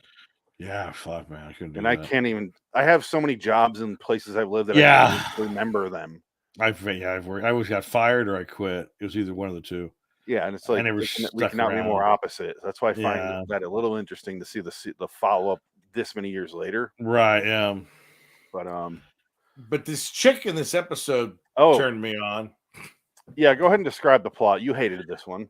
I just thought it was boring. It was just Bill Bixby comes in. He's a translator. Vincent Price wants this translation of this old evil poem or this old spell, and there's this fucking hippie chick there who's like, far out. You want to bang? It's her in the next room. Well, she's the sorcerer. But I want to play the rest of this clip because she does a straight down the barrel of the lens shot right Yes. here. Yeah, watch. It's okay. Mother's here. She's smirking because she's the witch that is put this all in motion. We don't know that yet. Yeah, I mean, I guess sure, but it's called the Sorcerer. Has Return of the Sorcerer, not it's a diversion. No, I wanted a man, not a woman. This bitch. Of course, a woman's behind it all. Yeah, I thought it was Blythe Danner at first, but it's not. It's some other no-name actress who never did anything. Like she did a bunch of stuff in the 50s and 60s, and then she kind of disappears in the 90s. I don't think she goes anywhere after 1994. She just disappears. Yeah, there's fog inside the house. How often do I complain about Night Gallery for how much red stuff there is? There is a lot of red in Night Gallery. Constantly red stuff in this fucking show. But at least this is cool looking. Like they're skeleton hands. It's like a Halloween props though, but the skeleton hands holding candles. Wouldn't you be a little bit like, do you guys got like an asbestos problem or a mold problem? Because there's a lot of condensation in this house. This is kind of odd. You can literally see a 1K light about 4 centimeters off frame there. I can see behind where the wall, behind the set wall. Yeah, it's hilarious. Look at this. You can see the light getting through the gate right here. Girl, it's pretty obvious the gate's open. Shut up! This is fucking Night Gallery. What do you want? Leave me alone. Clearly like open it all the way at least. Okay, whatever. Fuck it. It's really distinct. I just thought the shot was funny, but it's fucking artistic. Shut up! Leave me alone. It leads to the most passionless kiss I've ever seen on screen. Yes. Far out. You're groovy. What's okay, going on? keep in mind, he looks like a substitute teacher. And he goes, can I count? I'm a little spooked out by this place. Can I count on you to be a friend? Right, yeah. Can I get in your asshole? This is her answer. Yes. I've made a See, they screwed there. That's obviously what's happening. They're screwing. That is the most passionless kiss I've ever seen in my life. Well, Bill Bixby's from the old school where you don't shove your tongue down a lady's throat. Like they don't even close their lip. He just I think somebody said Harrison Ford was the worst kisser for film. I think I read that somewhere. He's cold fish. He doesn't give any passion to it. That's how he is with his entire life. I don't care. If it's not a plane or weed, he doesn't give a fuck. If it's not Indiana Jones, a plane, or a dime bag, he doesn't care. But he doesn't like Indiana Jones. He likes the reputation he has in it as Indiana Jones. No, he loves Indiana. I think he loves Indiana Jones. He hates Han Solo. He loves Indiana Jones. I know he hates Han Solo, but He hates Han Solo. do I you think it's see because passion when you watch him play Indiana Jones anymore. I don't. I saw it when he promotes it. I think he thinks it's fun, but I don't think he like. No. This is like Because shit, when he introduced the trailer to like that Brazilian show or D23, I don't know if it was exhibitor thing or whatever, but he's like going, "This movie is awesome, and I'm proud of it," and he's like crying for the new And, one. like for the new one, which I hope it's good. Because but he's I high don't out of know. his mind. It might be the case. He can't control his high anymore because he's too old. Well, he gets high and flies planes and wonder why he keeps crashing them. I'm so sad. I looked at the sunset and I cried, and I crashed my plane into the freeway. Oh, Harrison. What is it? You should have been Son, on the night. Ben! Fucking Vincent Price, the whole episode. Hello. Hello. My brother, I cut off his. Oh, so the best part of this episode Okay, is when he dismembered his brother and his hand and foot is coming to the door. That was funny. Oh, And yeah. His head's in the closet, which is it's like, why? Everything's coming How is he together. knocking on the closet door if he's just a head? Where's his head? It's in the closet. He's just going, fuck you. Look at this guy's outfit, or not outfit, his room. No, the outfits, the robes are pretty insanity. ridiculous. Yeah, look at this. That's a very, very, very queer desk. That's a homo desk right It's there. backward. Doesn't it looks even like it's match. backward. Doesn't Like, even it's match the room. It looks like two people could share that desk. Did you see that? Yeah. I'm looking at you. You just Like he sits here and someone else sits right here. Yeah. Stare at I each want you other. to sit in that nook. I want you to type me something. Type me a story. I need more skulls and bottles of wine behind me. And candles. Dick candles. Give me more of those dick candles. They look like dicks. Look at they got heads on them. Look at that. Make That's a the ones dick above me candle. look like they're in disrepair. Yes. And I want a big picture of a naked woman man behind me coming out of the sun. I want a feminine god with a heavy wind. And also, I need an old style castle chandelier above my head. That's what That the matches. candles are in disrepair. Like you're never sure if I'm using them or not. And I don't like them because if they lit them, they'd fall out and they'd hit me. And I don't want to be burnt on this. I don't want to be The burnt on wax the would stage. drip on me, and I'd get very angry because it would be on my velour carpet. It's not on my balls. I prefer hot wax on my testicles, not my smoking jacket. That's what I mean. Like when I think of Vincent Price, I think of a weirdo. But I have I've never heard a weirdo story about him, like David Carradine and how he died. No, like you expect I Vincent think- Price yeah. to die that way. Well, Vincent Price, I think, started out being kind of a Renaissance guy where he was sophisticated artsy guy where he would talk about painters and shit. He didn't get into horror until like later in his career. He kind of just fell into that. I think it was more or less for money. Like he just took the money to do like a William Castle movie, and that's just where it took off. Like he just didn't stop because it was work. I think the guy just didn't give a shit. I'm guessing he was back around the days of why am I blanking on his name? Dracula from Ed Wood. where Yeah. they just did heroin together. Right. Smoked opium. That's it. But he lived a long time. He had a long life. He didn't really. I don't think he did anything too crazy. I've never heard But- one story about Vincent Price. He's not like Cesar Romero throwing lemon wedges at asses. And I read in the What IMDb did trivia that the Vincent Price goat play it on took him three. Batman? He was Egghead. Egghead. Okay. Interesting. And then this goat, it took him 3 days to teach it to sit in that chair. Yeah, I saw That's that. what I read on the trivia. This is This- he goes, "This is my father," or as we call Yeah. him, the falling tower. Hi! It would I great was if like, talk. so I know it says the falling tower of Black Peter. I just think it's just so funny that he's at the table eating with him, and Bill Bixby's like, "Yeah, whatever. This I is think normal." this needs to be the poster for our show. Yes, it's This pretty right- good. You know what? In fact, Ah, gotta go You ahead might and get- save the background yeah, here. you might get copyrighted on that one though. I don't know. I've shared hundreds of pictures of the night gallery online. Nothing happened. Oh, good. Hopefully, no one's going to recognize that goat. NG Black Peter. I'm saving this as. because this is Black Peter.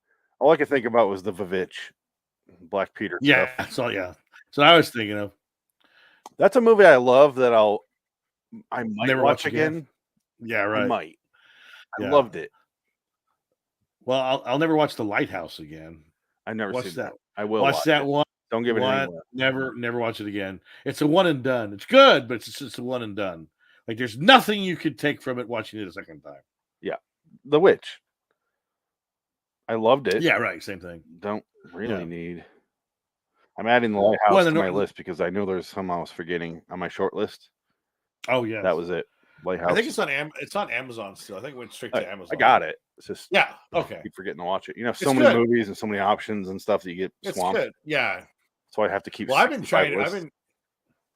Well, that's the thing. Yeah, I've been trying to watch movies I haven't watched yet. So I watched Devil in the Blue Dress the other day, and I liked that one a lot. That was really good. Denzel. Yeah, it was. I really liked that movie. I haven't seen it since it came out. I hadn't seen it before, and I always heard about it. And I guess it was Don Cheadle's first movie, and he's fucking great. He's such a great character. He's like a psycho. He's great. I watched it when it came out, so or whenever on HBO after it came out. Right? What year did that movie come out? 95. 95. Okay. Yeah. Carl Franklin directed it. He's a black director. He wrote. I enjoyed it. Book. Yeah. I don't remember a thing about it at this point. Couldn't I tell you liked it a anything lot. about it. I watched it. Doesn't he have Not- the blue suit? No, well, yeah, but it's Devil in the Blue Dress, or it's the what's her name? Jennifer Beals. Yeah, she's the one. She's the femme fatale, and you find out that she's mulatto, and that's the big conspiracy is that she's black. She's not white. She's not fully white. She's half black, which was like, oh my god, so controversial. But I mean, I get it. This is like the Crying Game. Oh my god. Yeah. Oh my god, she got a dick. She has a black dick. She has a big dick, and that's what the best line was. Tom Sizemore. He goes, "She got a predilection for dark skin, dark skin, and pig's feet." And I was like, "Oh my god, pig's feet sounds so good!" So I wanted to go get some pig's feet, and they didn't have them at the restaurant. I was so mad. Did you get any pig's feet when you were in Louisiana? No, pig's feet's not a thing over there. Not really a thing. They don't do. I think you got to go more. You gotta go deep south. You gotta go Mississippi, Yeah. Mississippi, or more Bayou area, Louisiana. Well, I did live in Mississippi when I was there. I would travel to go get food in why. Louisiana, but they had pig's feet there. But that was I think you're right. You probably got to go more inland there. More hickey. It's an acquired taste. I don't love them, but I do like them. I never had them. They're interesting. Well, it's basically just fat. It's fatty meat. Is that all it is? With a sauce. It depends on the sauce. You put a good sauce on it, it's very good. Is it actually meat or is it like a cartilage? There's meat and cartilage. There's a little bit of meat, but it's mostly just fatty deposit. It's like more gristly leftover on the hoof. But just, if you see a hair, don't eat the hair. Sometimes there's a hair on the foot. A hair? A hair from the pig. It'll be a random. So it's an actual strand. hair. It's not like a vein or something weird. No. It's an actual hair. Because they ate one, they had it, and it was caught in their throat. I was like, oh, disgusting. Well, let me know what you think about this, because my mom was just in town. She was here the last week or so, week and a half. Every time she comes out now, I finally convinced her to bring me out one of my favorite Michigan delicacies, if you will. Oh no, it's not head cheese, which is another thing out there. Oh. Do you know what you grew up on farms, so you probably know what head cheese is? Oh yeah. Okay. If you're not familiar with head cheese, it's not really cheese. It is a sheet, like a bologna. Think of it because it comes packaged like that. But it's just like the brain and the eyeball, the tongues, anything from a cow that they don't sell at wholesale. They just ground it up and put it in this like gelatinous sheet of meat, and it's called head cheese. And it looks as bad as it sounds. Yeah. But no, I don't give a shit about head cheese. But she does bring me out a roll. And it's only $4 or $5 there in Michigan, a little sausage roll, but it's pickled bologna. Oh, okay, interesting. And it's fucking amazing. Pickled bologna. I don't think you realize how much food in the Midwest is pickled because of the winter. Well, yeah, because they're all Scandinavians, and that's all I do is fucking pickle shit. You have to, because how do you survive the winter if you can't go out and make sense? But don't live there. Oh, that's how you live. You leave. Oh, I didn't realize. Sorry, guys. I didn't see the messages there. Hymns are beautiful. Will you do another Freddy's Nightmares? We want to, but it's all like now. It's all according to the fucking Hey, the what do you call it? We got a request. Bingo That's bowl, the bingo that's roller. different. I have been known to break the schedule for requests. Oh, please do. You requested some stuff and I threw it on there. All right. I'll get rid of my shit if we have an actual request. How about this? Hymns are beautiful. Is there a specific episode you like us to see? And if you're listening to the podcast, someone on the YouTube channel just said, will you do another Freddy's Nightmares? It was a pop up there. And this time it wasn't a porno site saying, Frank, get your fist up. Hey, Frank. We just were talking about you, Frank. Well, where are you? Hold on. Frank just said, send me the link. I'm sending it to him right now. Oh, good. About time. You smoke your cigarette, put Jackson to bed, take your shit, and get on here and talk about this show that we fucking can't stand anymore. Well, anyway, pick a baloney. We need to get to the. He said, yeah, that's the important part. I went down a normal comedy rabbit hole today. That's easy to do. Hymns are beautiful. Yes, that's on a different show, but yes, I want to. Dick wants to. We had some fun with that one, even though it wasn't that great. But there's some potential with that show. God, no. We are looking for a new Lee Martin's The Midnight Hour. Yeah, because that one has problems. Freddy's Nightmares could be it because we won't do as much, but because we got burnt out. You did. Well, that's because he was psychotic. Yeah. If you're a woman, I can't imagine you would enjoy that show. He had some issues that were not. He had some mommy sister issues. Fixed. A little creepy. Yeah. Frank, I just sent the link to. We'll see what he says here. Oh, we got 2 messages. Come on, Frank. Oh, this is Frank. All right. I'll light my cigarette. Sorry, where were we? Here we got severely sidetracked there. I have a clip. The clip. I have a clip, and I wrote down super awkward. Everything that happens right here is super awkward. Oh, right, the toad. There she is. There he is. What's up, everybody? What's going on? Oh, this is like the MTV Cribs. Ah! Jackson! Look at that 2-year-old boy there. Look at that. He's already walking around. Fuck, he's got a car. He's driving to work. Uh-oh. Oh, you want to throw it away? You want to throw it away? Okay. Now lock him in there. He's got to learn. You have your trash in the closet. He's got to learn about the dark. Get up there. He has to learn about the dark. That's in there so he doesn't tear it apart. He can clearly get in there. So. No. We had to we took the knob off. Oh, okay. That makes sense. That's childproof for sure there. It is. You can't get into it. What? What? Hey, buddy. We are postponing our podcast here for a second because this is the most I've seen of him actually like live. Get prepared for this. Oh, now he's gone. We lost signal. You see how much Mountain Dew is in that fridge? That's a lot of Mountain Dew. Should all these? You think that kid's gonna climb in there like the Joker? Okay. It froze up because of the forward camera, I think. Yeah, probably. Let me see if. Oh, is that better? Well, now we can't see. Much better. We don't see anything. Well, I'm watching him, so I can't really hold the phone much longer because I got. That's fine. That's all right. It's nice to hear from you, though, man. Did you hear us talking about you earlier? No, Oh, I was like, didn't Frank say he's going to be on from now on, and we haven't heard him since?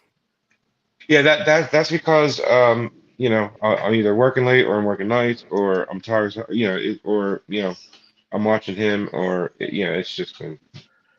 That's all right. So Frank, you're telling me because you're on the East Coast and you're 3 hours ahead, you're tired? Why is your baby awake at almost midnight? It's 10 o'clock here. Oh yeah, you're 2 hours ahead of me now. Yeah, because you have your time change. Honestly, he should be in bed right now, but he's bouncing off the wall. Come on, my baby's going to bed right now. Come on. Oh, you don't care. You're there. Come on. That's what the wife takes care of the kid. All right, great. One night a week. Yeah, that's it. I want to talk about my Twilight Zone. I don't think you have a dedication to sparkle emotion. Yeah. Sometimes I do. Okay, Frank, we just reviewed an episode of the 2002 series. Okay. It was a shot-for-shot remake, the same script, Eye of the Beholder, from 2002. Yeah, I know. I actually watched that like 4 months ago because I wanted to because I was wondering, did they just like completely go scene for scene, or did they do something different? And I was like, you creatively bankrupt pieces of shit. Yeah, pretty much. I was Same thing I said. disappointed. Do I your was own thing. disappointed with the breast size of the woman. That's all Dick could talk about. Are you a titty man, Dick? Yeah, I was just gonna say tend Frank to doesn't be. like titties that much. Yeah, I know, but Molly. No, I don't. Yeah, I'd rather have a nice ass than tits. I don't really. I won't disagree with you, Frank. Yeah, I like butt too. I like them all. I'm just selfish. I like them all. I like them all. This is a real feminist podcast, as we know. But I'm all for women and their body parts. No, they can do whatever they want. You know what tits eventually do? They cause problems because if they're big and you go out in public with her, then she's just an eyeball magnet, and everybody's like, "Oh, look at them tits," and I'm just like, and I'm gonna be standing there like, fighting. I hate to tell you, if their ass is like that too, they get stared at too, but you just don't see it, so it's kind of exactly. It's behind me. If I don't see it, I don't know it. Out of sight, out of mind with Frank. I don't let my women out. They stay inside.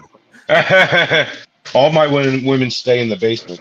Get back in the room. Shut up. I have the room where they have their baby in there. Yes. Hey, you want a piece of bread? No, I'm good. Thanks, man. Oh no, it's for Jackson. No shit. I have no idea why I do that. Do you have any thoughts on Bill Bixby? Bill Bixby. Why does that name sound familiar? Incredible Hulk. I've never watched it. Oh. Yeah, Phoenix. I'm not a superhero fan, man. I really don't like 70s though. He was not a superhero in the 70s. He was he beat up like truck drivers in rural Alabama. And he wasn't even the Hulk. He was just the scientist part. Yeah. Lou Ferrigno was the Hulk. This guy. I was gonna say, I thought it was Lou Ferrigno. Yeah. He played David Banner. But I wasn't alive in the 70s. So. This is true, yeah. We saw the reruns on Sci-Fi Channel. I remember they brought that back on Sci-Fi Channel. Yeah, but I'm the youngest of the three of us, and I still watch this show, Incredible Hulk. Crazy, right? Well, can we all agree that you're not exactly normal? Well, we know that. Yeah, that's true. You know what show I never ever watched growing up? A-Team.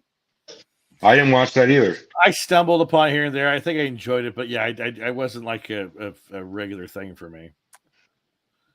Yeah, there's a lot of 60 shows I love, but I do remember the A-Team, but I don't 80s, remember pursuing I just it. can't. I pity the fool that watches this show. What about Magnum PI? I never watched Magnum PI either. Dude, Magnum PI was my shit. Yeah, see, I think you wanted to see Magnum PI. You wanted to see the warm shots. You're like, oh, no, it's warm. No, I wanted to go. No, I just wanted to go on mustache rides. Stop it, Jackson. That's right. I became a lot lizard and went on a lot of mustache rides after that. that mustache ride could have been Indiana Jones. That mustache is iconic. You say mustache, who do you think of right away? Come on. Oh yeah, Tom Selleck, absolutely. A guy who raped me. The guy who raped me. I said that in the statement, but I said no in reality. All right. Stop talking about my dad and talk about something else here. Oh! Anyway. So I leave the whole. Sounds like you're making a sandwich or something. No, he's going through the apples. Come on, buddy. Out of the fridge. The kid is snorting. He's still in the fridge. I know. And Jackson. He can live in the fridge. No, and then he'll grab my hand and he'll pull it to the fridge and he'll put my hand on the handle, and I'm not going to open it. Uncle Fifi says, "Knock it off, buddy." It's time for you to go to bed, bud. I still got another 3 shows to do. Sorry, I can't go to bed, man. Yeah, we can't. We got things to do. So I'm doing to Frank what I do with my wife. Every time she's like, "You're a handsome man," I'm like, "Thank you." She's talking to the baby. Oh, Come on, I Jackson. think Time for bed, every buddy. compliment that Here. baby gets. Here, take Ellie. fucking Time for bed. bitch. Come on. Let's go to bed. All right, Frank. Have a good night, man. No, I'm not going to bed. Jackson is. Oh, What, he's gonna put him in his room and walk out? Oh no, Jackson doesn't sleep in his room anymore. He What is he- refuses. He sleeps with us. You hear that? If that's because I'm not in bed. Okay. All right. I'm coming, bud. I'm coming. All Hold right. on, Frank. maybe your house is haunted. There we go. That's much Oh, more tolerable. he just dropped out. Yeah, he dropped. I'll add him back on in like 15 seconds. The poltergeist took the phone out of his hand Let's because that's finish where talking Jackson. about the Return of the Sorcerer. Frank, I will add you back on. It's just going to be a second. Jackson is very loud. I'll say that. Oh, I do have one clip here. One more. Oh my God. 1658. It's when she goes, you know, he killed his brother. He separated the body parts. Yeah. He cut off his head and he goes, oh God, what do you do with his head? I laughed so hard. Just the way Bill Bixby says that line. Oh, it's right before this. My times are off because I watched it on a different program. Cool it, man. He killed his brother. He cut his twin brother up into pieces. Oh, my God. He buried the pieces in the oak grove, except for his head. His head? What did you do with his head? Cool it, man. I don't know why I laughed so hard at that. Cool it, man. He's like, what the fuck? You don't throw. What do you do with his head? Oh. Did he fuck it? Now, Bill Bixby's in another episode of Night Gallery, by the way. I had a Frank back on. So Bill Bixby and Vincent Price do 2 tours of duty in the Night Gallery's war. We just haven't seen them yet, I don't think. No, I think Vincent Price is in. I think he's in a first season episode. Yeah, I wouldn't be surprised. So what was this Night Gallery about? Hi, Missy. I think I heard her. Jackson. Oh, that's Jackson. I mean, it's hard to tell. It's all distorted. Missy. That was the ghost. That was the ghost hiding in Jackson's room because he doesn't want to sleep in there anymore. We all float down here. We captured his EVP. That was a good one, buds. What? Get your finger out of my mouth. Toy now? What is he? Why is there a child in my room? No, we had to get a new bed because our queen size bed wasn't big enough for him. So now he has a queen size bed he doesn't sleep in. So Missy and I keep that for fun time. I'm glad the signal went out right when he was going into detail about fun. Yeah, I don't want to hear any Hampton Inn stories about that bed that you're not sharing with your toddler. We got this used mattress from the hotel. It works great for fucking. Anyway, I lost it way up inside me. The doctor had to get tongs. Like, that's how I expect the rest of the story to kick back on when his audio catches. Oh. Dude. Nah. So we got the same bed, but a king size bed now. So we have enough room for him because he will not. Shit, king size. Does that take up the whole room though? The queen size takes up almost all of his room, but our master bedroom has plenty of room. Oh wow, okay. Can you guys tell me if I'm crazy here? We have a king size bed in our bedroom. The baby sleeps like fucking. I've been sleeping on the couch for a better part of 2 years now. Diagonally. Because that motherfucker just will wake up every 20 minutes and go and slap me in the face. Dude, why? Dude, I was convinced he broke my nose the other morning. I'm sleeping. He wakes up and I'm sleeping. He goes whack right in my nose, man. I wake up like, oh my god. Is it like I'm gonna test my dad, show him I'm a bigger man. I'm gonna slap him in the face at 2:45 in the morning. Dude, he's brutal. But yeah, he is. He's brutal. No one's the same way. So I was like, I can't. No, I hope the night with him. There you go. I was thinking like I can't give you the apple. King size beds side by side. That way, I have one and can be in the same room as them, but don't have to get slapped in the fucking face. Is that lunacy or is that reasonable? That's reasonable, but it's also borderline murder. It's a Much bit like weird, what Vincent Price did to his twin brother. Yeah, he cut him up. Far out, man. Chill out. We're almost Cool done with this out. episode. We'll talk about a different episode here in a second, but So in she fact, she you know what? I'm basically done. Yeah, it's a 4. It's boring. This episode's boring. finish it off. I didn't think it was as boring as you did. I thought it was boring. This is my first time thinking of a rating. I didn't rate this one ahead of time like I always do. Yeah. It has a 6.9 with only 359 reviews. That makes no sense ratings.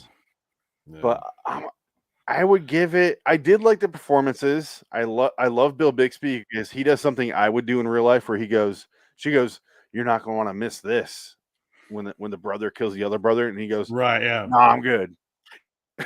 Yeah, like that's me. I would be like, no, I don't give a shit. Yeah. And I just back out of the room. So that part I like Bill Bixby, and I don't particularly like Vincent Price at all. I have no opinion. I mean, I appreciate him, but I'm not like a fan. I've never been a giant fan of Vincent Price. I like I said, appreciation, but not much else. I mean, I don't. Yeah, outside of like Edgar Allan Poe stuff, I've only seen him in Twilight Zone type stuff because Richard Matheson wrote the Last Man on Earth that he was in. This is, obviously 2 episodes of Night Gallery, and I've seen him in those, but I just don't get it, and it's a weird thing. And outside of The Simpsons, I can't think of anyone else who like kind of made fun of him. He has like zero cultural relevance for some reason. I don't get that. No, I think everybody made fun of him. It's just we don't have the record of that because it's all from the 80s. It's all from a time long gone. He's been dead since 1993.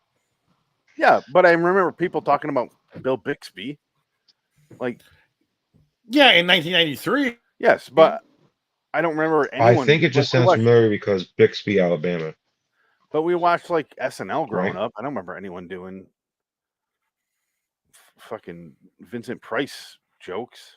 Well, Bill Hader did. It's just strange. Bill Hader was 20 years later, 25 years later. Well, I know. He brought him back. It's a little weird being how unique he was that nobody, you know what I mean? Like everyone else that's like that. Like Andy Warhol was just as relevant, if you ask me. But people do Andy Warhol impressions and make fun of him. And you hear he's in the zeitgeist, but not shit about him. It's just weird. Anyway, Andy Warhol was a bit kooky. Yeah, they both were. I'm gonna give this. I'll give it a 5. All right, that's fine. Until next time, and in the meantime, I'm Phoenix West. Dig the cat. Frank, every time. Also. Sorry. Safari. Yo. Say your name. Frank or Lynx. Oh my god, dude. Oh, and I'm Lynx. When have you ever? Oh, fuck you. All right. It's been a while. I'm Lizzie Lynx, yo. Wait, what? You never said it like that before. All right. Bye. All right. What? Dick, can you change the banner in background to 409?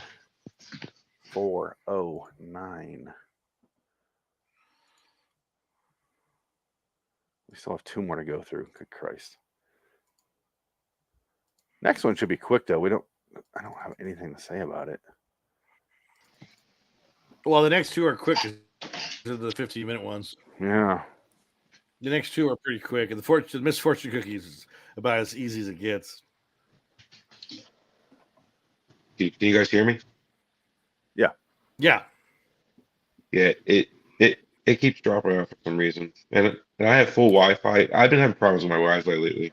Like I think I have to get a new router or something. We're recording. Everyone else. Wow. 48. You have to get a new router? Or modem, I mean modem. Oh. You know, I think I have to go to Comcast and get a new modem.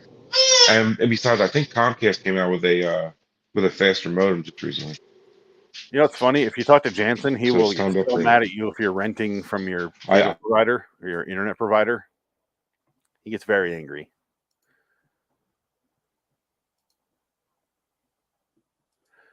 Frank, are you going to stick around or are you going to head out? You're dropping a lot.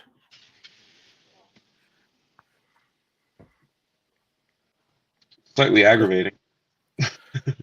Well, I think it's because there's no microphone. Because we did this before. Remember when I came on, I did my phone once and it kept dropping out because it wasn't microphone applied. Or Frank, do you remember that episode we did with that guy on the couch on your show? Who? Holy shit! Yeah, and then he was like, "Yo, no, dude, he was so fucking out there."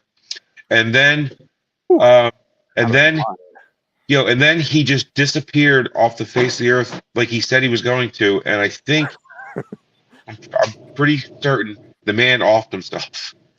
I have no other explanation. That was like 6 years ago. It feels like Yeah, maybe less, but he was one of the early ISCP listeners, and then he found out I was doing well because I did Way Off Topic on the ISCP channel every like couple weekends, and he just liked the rambling, whatever. So we lost you again, Frank.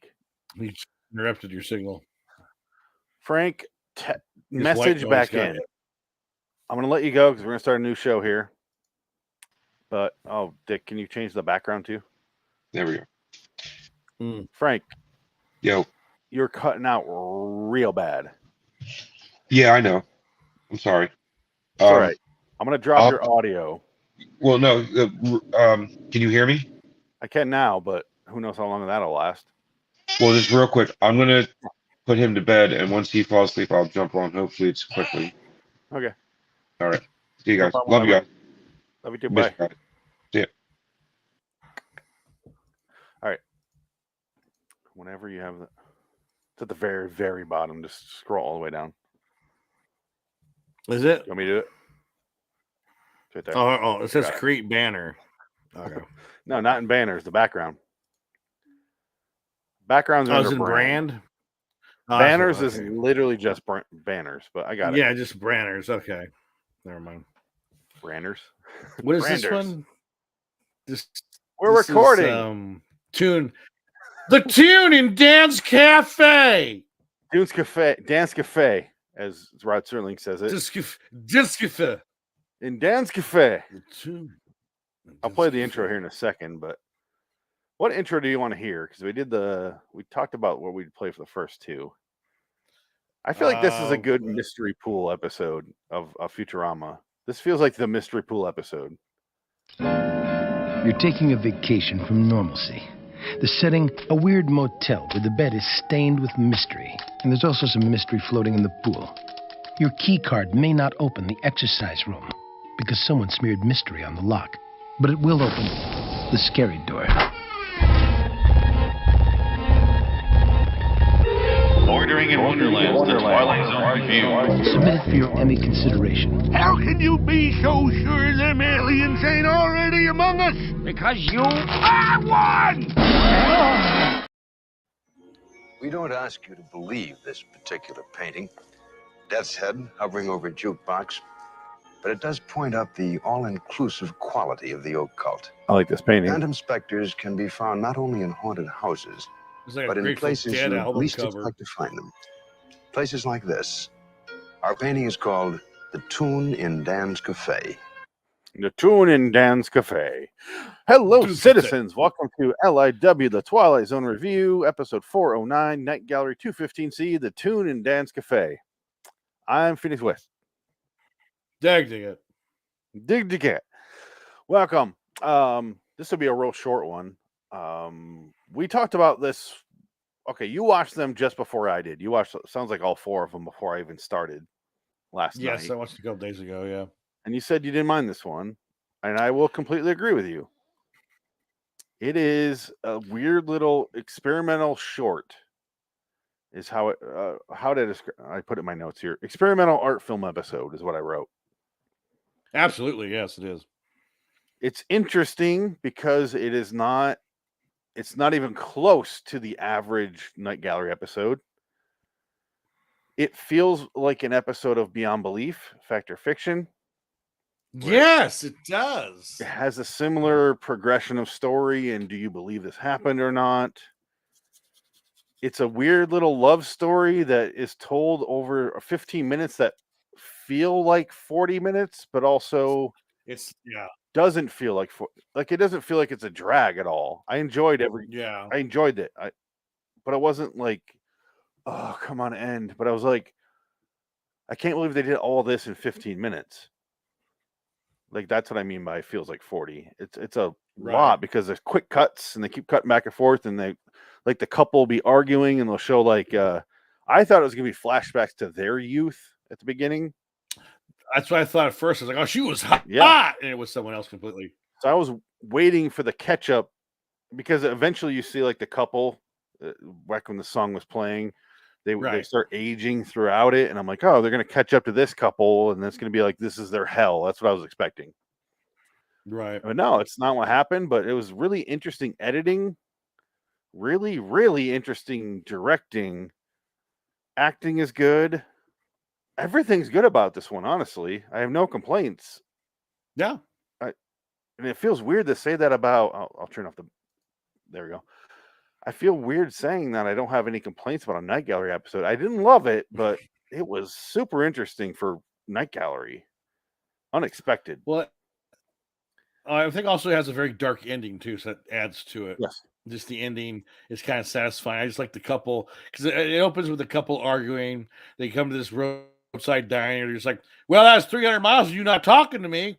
Well, that's great. Let's go get a burger, you fucking bitch." And they go in there. Yeah, it's very Twilight Zone couple. He gets in there. There's nobody's in the bar. The bar's empty. There's not even a guy behind the bar. So he goes to the jukebox. He says, "Hey, our song's in here. Let me play our favorite love song." And it plays this random song that's like, a totally made up song for the episode. It reminded me of The Stand. Come and get your man. That's the song that it's this right here. Randall Flagg. I'll play that clip. Yeah. Ballroom. Who was gonna tear the world apart? They have the same set. Do you remember the episode where it felt like a stage play? Yeah, it feels like the same what set. The fuck are we watching? It's in a diner, and it feels very similar to this. Only the episode wasn't as good. In fact, it could have even been an 85 episode. One of those shorts they do on there. No, but I think it was a Night Gallery. No, it was Night Gallery because remember it was one. It was you're a Marine. That's right. Your name's George. That's right. That's a Night Gallery episode. And that has a similar ending. That's what I was expecting with this, but this one took a different route. That it gets really hippy dippy, like acidy. Like it has some like Austin Powers, and when they make fun of the '60s stuff where she's dancing and they have like her tits almost popping out. I'm like, oh God, this is Night Gallery. It like glazes over to infrared, like infrared picturing. It does the like 2001. She's dancing with the Predator in 2001. Yeah. Exactly. The Predator who's real careful about mixing his colors. Exactly. The anal Predator. One color at a time. Anytime. You. 15 years ago. Hello there. My name is Joe Bellman. Yeah. Pausing because it's not there yet. I don't have any timestamps for this episode. So you are beautiful. Here it is. I could have fast forwarded to any point in this episode from here on and been fine, but yeah. This is the song they wrote a lot of for this direct episode. cuts, though. Yeah, and there's a lot of just abrupt cutting with voice. It's really an experimental episode, which is kind of amazing. It's very. I mean, I don't know. I'm kind of curious to see what else this director has done. If we can look him up. Yeah, I'll start looking it up here. If you can answer me this question, where's the record needle? Riddle me this. I don't know. Honestly, what we is get to see the close up? That's the top of the record, right? That looks like the thing record that picks the record and plays record's right here. This is the needle. This is because it has those vertical ones on record players. Oh wow! Yeah, now watch. If you leave me tonight, see, the record's right there on the left. Oh, that's right. the needle. It's a vertical needle, but yeah, weird. How does it play like that? If you leave me tonight. Have you ever? You know how you always hear like when guys hit their late 30s, 40s, they get really into barbecuing or cars. I think there's another Guys haven't category that me people yet. are forgetting, and it's record guys. Oh yes, Because there's a lot of record people. I don't give a shit about cars or barbecuing, but I do. When I was in my 20s, I like Records. bought some records and a record player, and I'm like, people are right about records. Like they sound like certain types of music. Like my Yes. punk music, I can't listen to on records and hear anything different. But like I get some Gordon, you know what I mean? Like I get some Lightfoot. Gordon Yeah. Lightfoot or Johnny Cash. And it just Sundown, sounds you different. better take care. Yeah. But it just sounds different. And I Find really you do been enjoy creeping round records. my back stairs. No, you're not wrong. There is a difference. What's that? That hiss and that fade, and it has that feedback. It just sounds comfortable. It's And like I a nice like when the new relaxing song sound. starts and it goes and it starts like it has a weird Yeah. like You can't- vomiting You sound. can't hear that. You hear that thump of the next song. Anybody know? Yeah, it's like It's oh, weird wow. because it's playing at the same speed between songs, but without the grooves, Yeah. it doesn't. So it just goes Right. like you said, and then If you turn it, it's just if like you oh play it shit, a song. backward, Gordon Light. The wreck of the You play it backwards. Gordon Lightfoot opens a portal to fucking hell because he was a devil worshiper. You know about Gordon Lightfoot. Backward, that Edmund Fitzgerald rises out of Lake Superior. And you want to worship Satan as I go through the canal? You killed your mother and father and the Fitzgerald.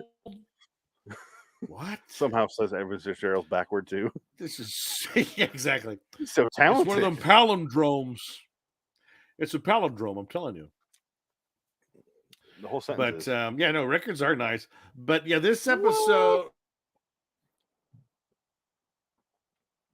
after like it feels like half an hour. It's like literally, it's like minutes. And I love how they. Oh, sorry. Oh, you're on a bit of a delay, so if I talk over you, I apologize. It's hard to hear you right now. Oh. I will just say Jansen just shared with me. There's a video game called High on Life that the Rick and Morty creators made. And he just says there's an MST3K reference Easter egg in High on Life. Well, you have to get that then. I got to see this, and I'm waiting on further confirmation or proof. All right. Oh, so sorry. What were you saying? The when you back up, for some reason the audio cuts out. Weird. The Tune and Dance Cafe. Do you want to just get through the story? Cafe. Yeah, I was gonna say, well, because the bartender shows up, they order hamburgers, which I always think is funny. It's like the go-to. Just give us some hamburgers. That sounds 35 fine. I don't got cents. hamburgers. So yeah, and then he goes, that song, that record always plays on the jukebox. Don't matter what it is, because the bartender tells the story. He goes, I got a theory about it. He goes, well, what's the theory? Nah, I don't want to tell you. I don't want to tell you. Tell me. No, I'm not going to tell you. It takes him like 20 seconds to spit it out. It's kind of funny. I just thought, I don't fucking care. Like, I would love if the guy just exploded. Then fucking who cares? I'm leaving. Goodbye. Thank you. Thanks for the burgers. But it ends up being like this guy is in love with this redhead, and he's he's a kind of a scumbag criminal character, and then like basically they play that song whenever they're in there. They play the song over and over again.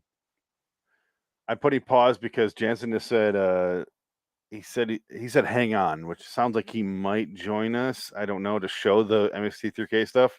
He said so you can buy these warp card things that you go on different universes. One of them is portaling to a random movie theater and watching a movie while 3 aliens commentate. Okay, that makes sense. Anthony, can you share the MST3K thing here? And then I guess he tells her, he robs a bank, or he robs a store or something. He tells her, meet me here tonight and we'll get out of town. I guess she was cheating on him, and he realizes she turned him in for the reward money because all the cops came to the restaurant and they have a shootout and they kill him with the song playing in the background. And then so the bartender's like, I think he's waiting for her to come back to do what I don't know, but I don't think it's going to be good. And so, like, what the best part was when the couple, I heard that too. What was that? My baby's screaming now. Oh my God. So many Where's Dad? I babies want to punch screaming. him in the face. I want Dude. to punch my father in the face. He doesn't. You can take it. You can take it. He hits me in the eyes, my literal eyeball. He hits me in the eyes 10 times a week, I would say. And I'm like, my eye, like I'm concerned about my actual eyeballs at some See point. out of it anymore. Like I'm worried can't do something's that. gonna happen because he's causing he's like, I'm like, my eye was open. How do you always do when my eye is open? Abusive husband. Next time I'll have an ice pick, Daddy.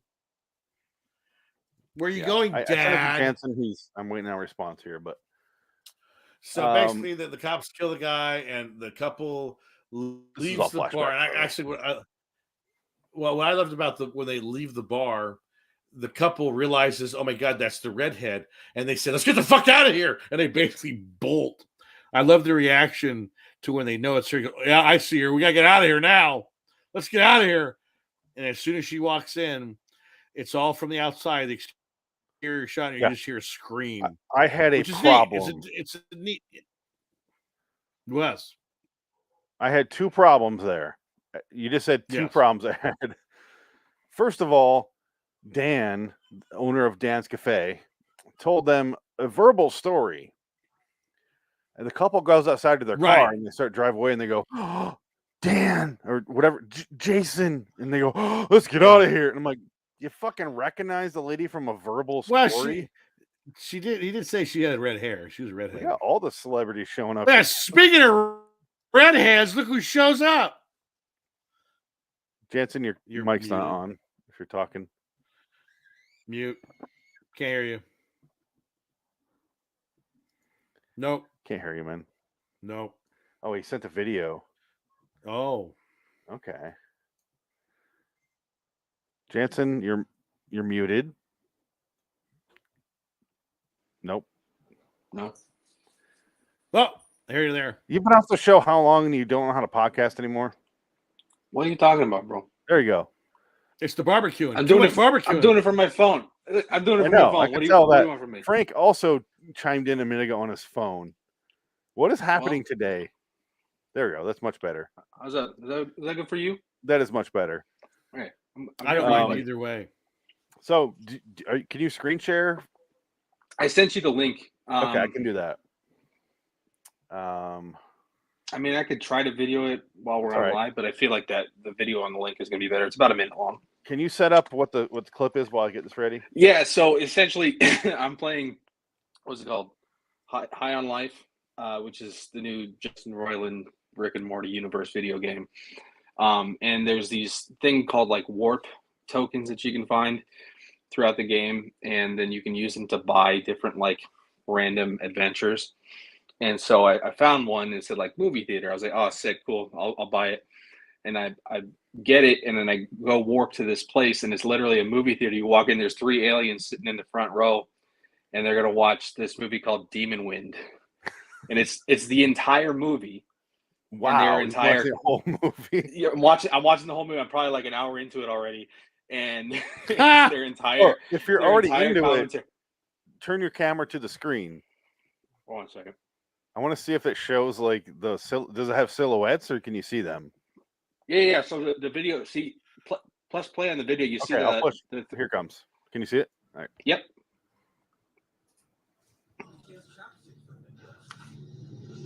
So I gotta take a second to find my seat. Wow, this is ridiculous. So funny. I might come over to your house and watch this. Feel free, bro.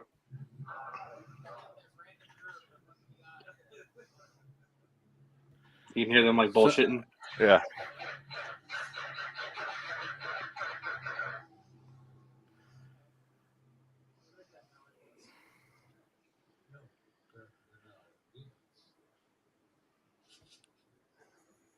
So here's their only plan, which is to lock the bar.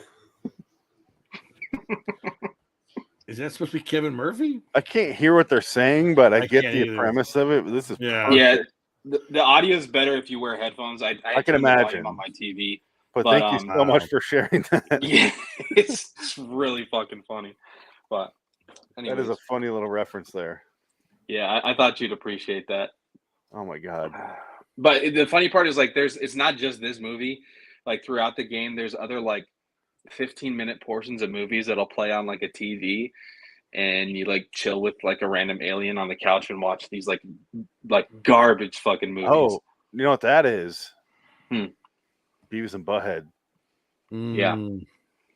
That's what that is. Beavis and Butthead was the exact same premise there when they watch music videos, but shorter. But yeah, that's on a couch. Yeah, that's wow. That is awesome. This game goes deep, man. Like the commentary, the jokes, like there's a lot of funny shit in here. I have tears in my eyes. Thank you. You're welcome. It's a mixture of like two of my favorite things, Rick and Morty and MST3K. I know. Are you What sure more it's could you ask for? not a side Are you it's not a side dipping- effect of your son punching you in the eyes? It might not. It might be. I don't know. All right, cool. Thank you so much, Jansen. I don't want to waste any more time, but No, you're good, brother. Send us more videos if you like, because I want to see more of that. Well, I mean, you should just play the damn game. Did I get the game? Yeah, absolutely. It's worth All it. right. It's on Game Pass. Costs you $10. And you'll have to let me know how to access whatever the fuck you access. To Yeah, get that. it's super easy. Once you get like into the main game, it'll take you 5 minutes. All right. All right, cool. Later, bros. Thanks, Jansen. Bye. Bye. Rob. All right. I gotta watch that show. It's on HBO Max. I gotta watch it. I've seen I've seen some episodes. I do like it. So don't have any expectations. No, that's the thing. Yeah, I've seen it. I've liked it. I just need to when I watched it, it was like It's super sad. hype, and I'm like, fucking fine. And I was like, I had no expectations, and I was like, or immediately I was like, all right, yeah, you won me over, because because you're in the film like I am, it's self-referential as hell, so you're gonna love it. Right. Yeah. I'm not even worried about like overhyping it. Just Yeah. enjoy the jokes of them making fun of the fact that they're doing a stupid show, and that's the point. But especially the new season, which is better than some of the new episodes, are the best things I've ever seen in my life. Oh, They wow. have a Okay. character named Previous Leon.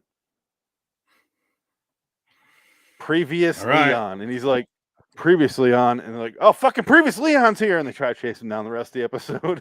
It's so fucking funny. That's good. That's good. It's great. It's the That's funniest good. thing.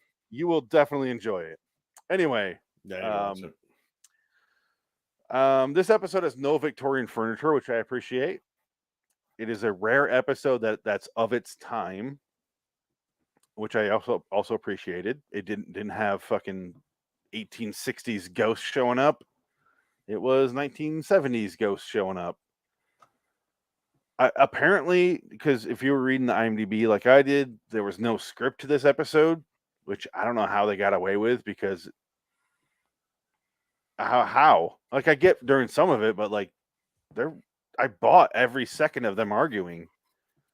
Really, there's no script. No It's script. all ad-libbed, huh? Yeah. And my last complaint, because I mentioned that they recognize that girl from the verbal story. Right, Saw yeah. the footage. But I didn't like the scream at the end. I thought it should have ended with them going there, and that was it. The scream at the end. Well, I they was want like, to convey. "Was he strangling the bitch?" Well, I think they want to convey that she's getting his revenge on her. I got that with them driving up. I didn't need to hear the cheesy. "Ah!" Now it would have been better if they went to the window and just blood spurts all over it. Ah! I would have enjoyed like hardcore sex against the window. Or just Dan. It is Dan the bartender. You just oh no!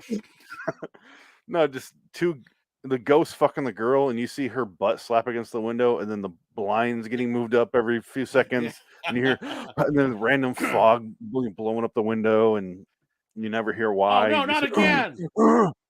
And then it's Bill. What's his name from MacGruber? I don't know why I'm blanking on his name. No, Ryan MacGruber. MacGruber himself. Right. Yeah, MacGruber. but just the sex noises he does in that movie. That would have been a weird ending.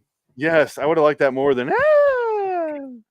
I don't think they would allow nudity on a 1973's broadcast, but whatever. Well, they could censor it out, but as long as they get the idea, just a silhouette would work. A little Austin Powers silhouette.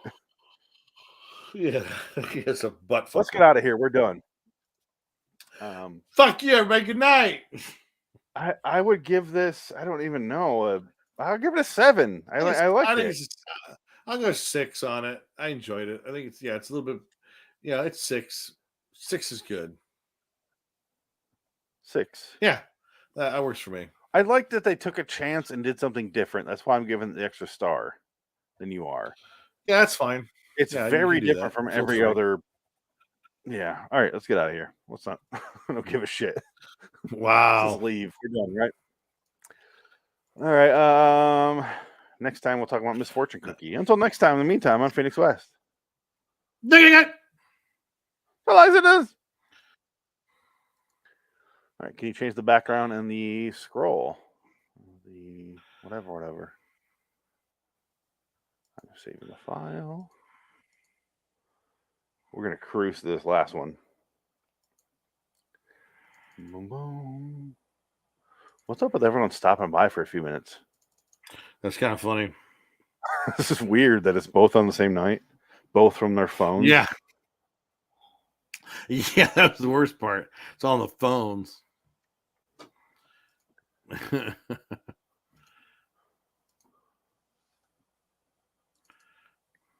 What number is We're this? recording. There's a lot of funny shit in here. I have tears. I like it.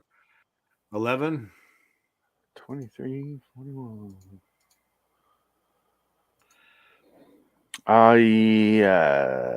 No, 410. There you go.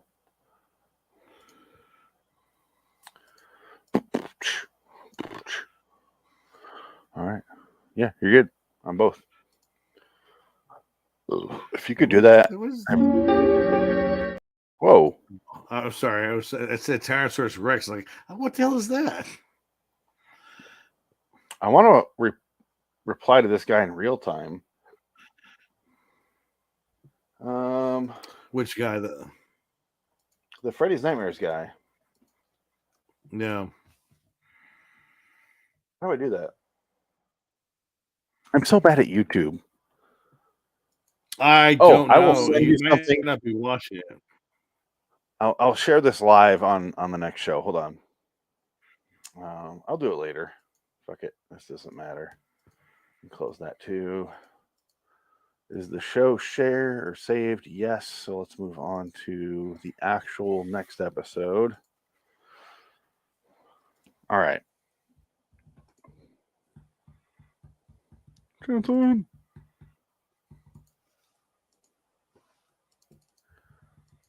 We're recording the 4th show of the night, the last Twilight Zone show of the night. Before our next episode, which is will be recorded on the last of the year, which is our New Year's. I don't know. They have like the New Year's Eve marathon for Twilight Zone. Next time we record will be on the 30th. Close enough. We're doing our marathon, one of each show. Please watch them in order, Dick. That's kind of the way I intended it, is to judge them in order and see the evolution of how Twilight Zone fell apart. Okay. Anyway, let's hear a theme song and quickly talk about the Misfortune Cookie. The Misfortune Cookie! Would appreciate it. Ellie, what do you want to hear cool. for intro? Something racist. Misfortune Cookie.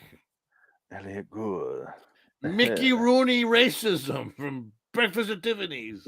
Let's see. Fortune Cookie, racism, even though fortune cookies are not part of Chinese culture at all. That's the San Francisco Japanese thing. culture, but whatever. No, it's That's neither. Japanese, It's San you know that. Francisco. Was that on? Where he said the fortune cookie is from Japan. Was that from a movie? Neither.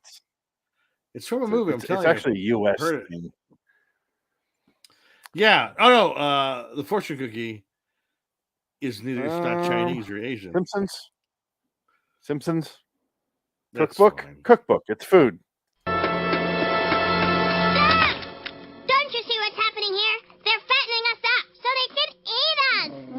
Oh, come on, You Lisa. don't believe me? Then just look at this book that I found. Humans, you have stopped eating. Lincoln, you big, stupid space creature.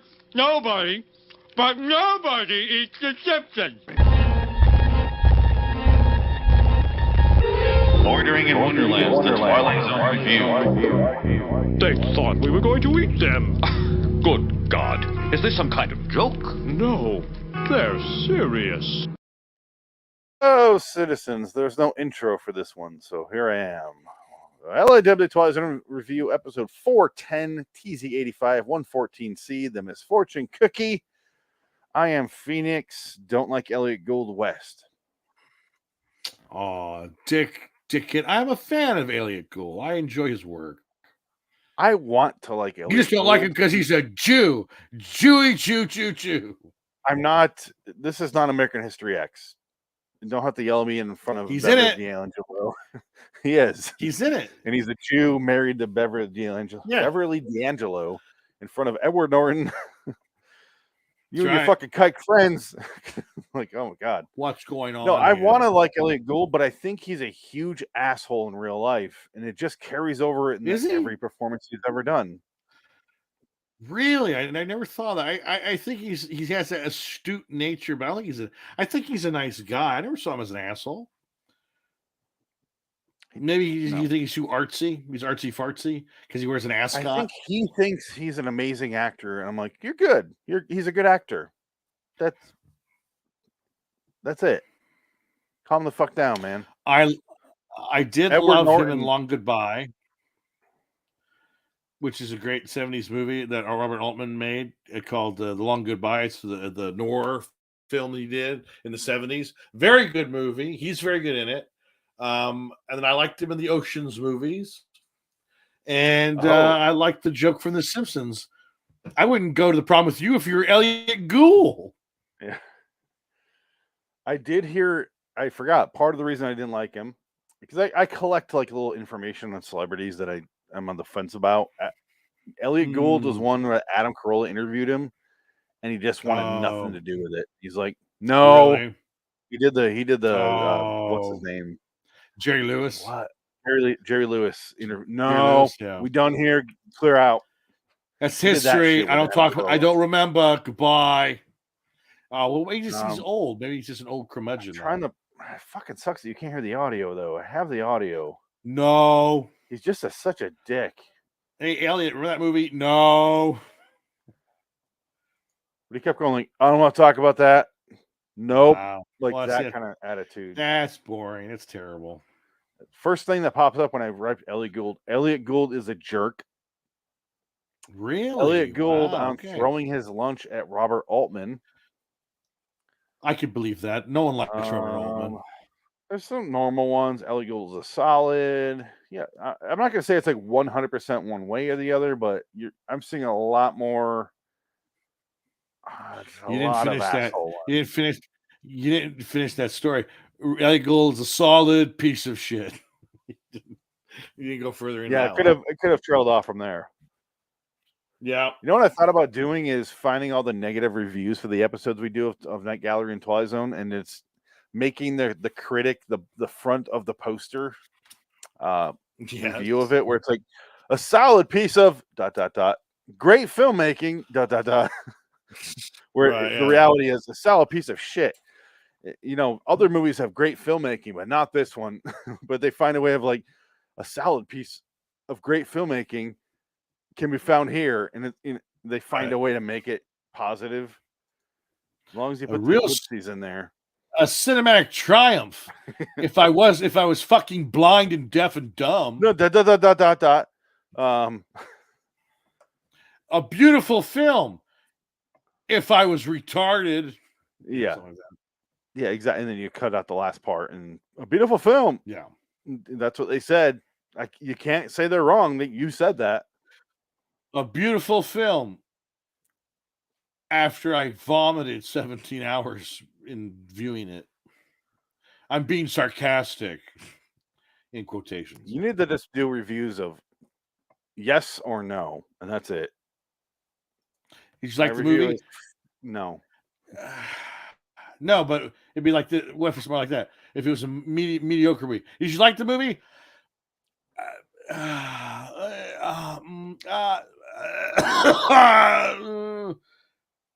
Come back Because in a year. you would have to write yes or no, because otherwise, if you wrote like 2/10, 2 out of 10 is your review, and the way you're thinking it, they could go ... 10 ... You're like, no, it's 2 out of 10, not 10. Right. Well, it's just You muted yourself. Siskel and Ebert, thumbs up, thumbs down.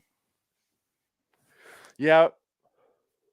Problem is, they would follow that up with a 2-page Vanity Fair review or Chicago Sun review, or not Vanity Fair, but you know what I meant. They would do the long. This movie would. I think you need just yes or no, and that's it.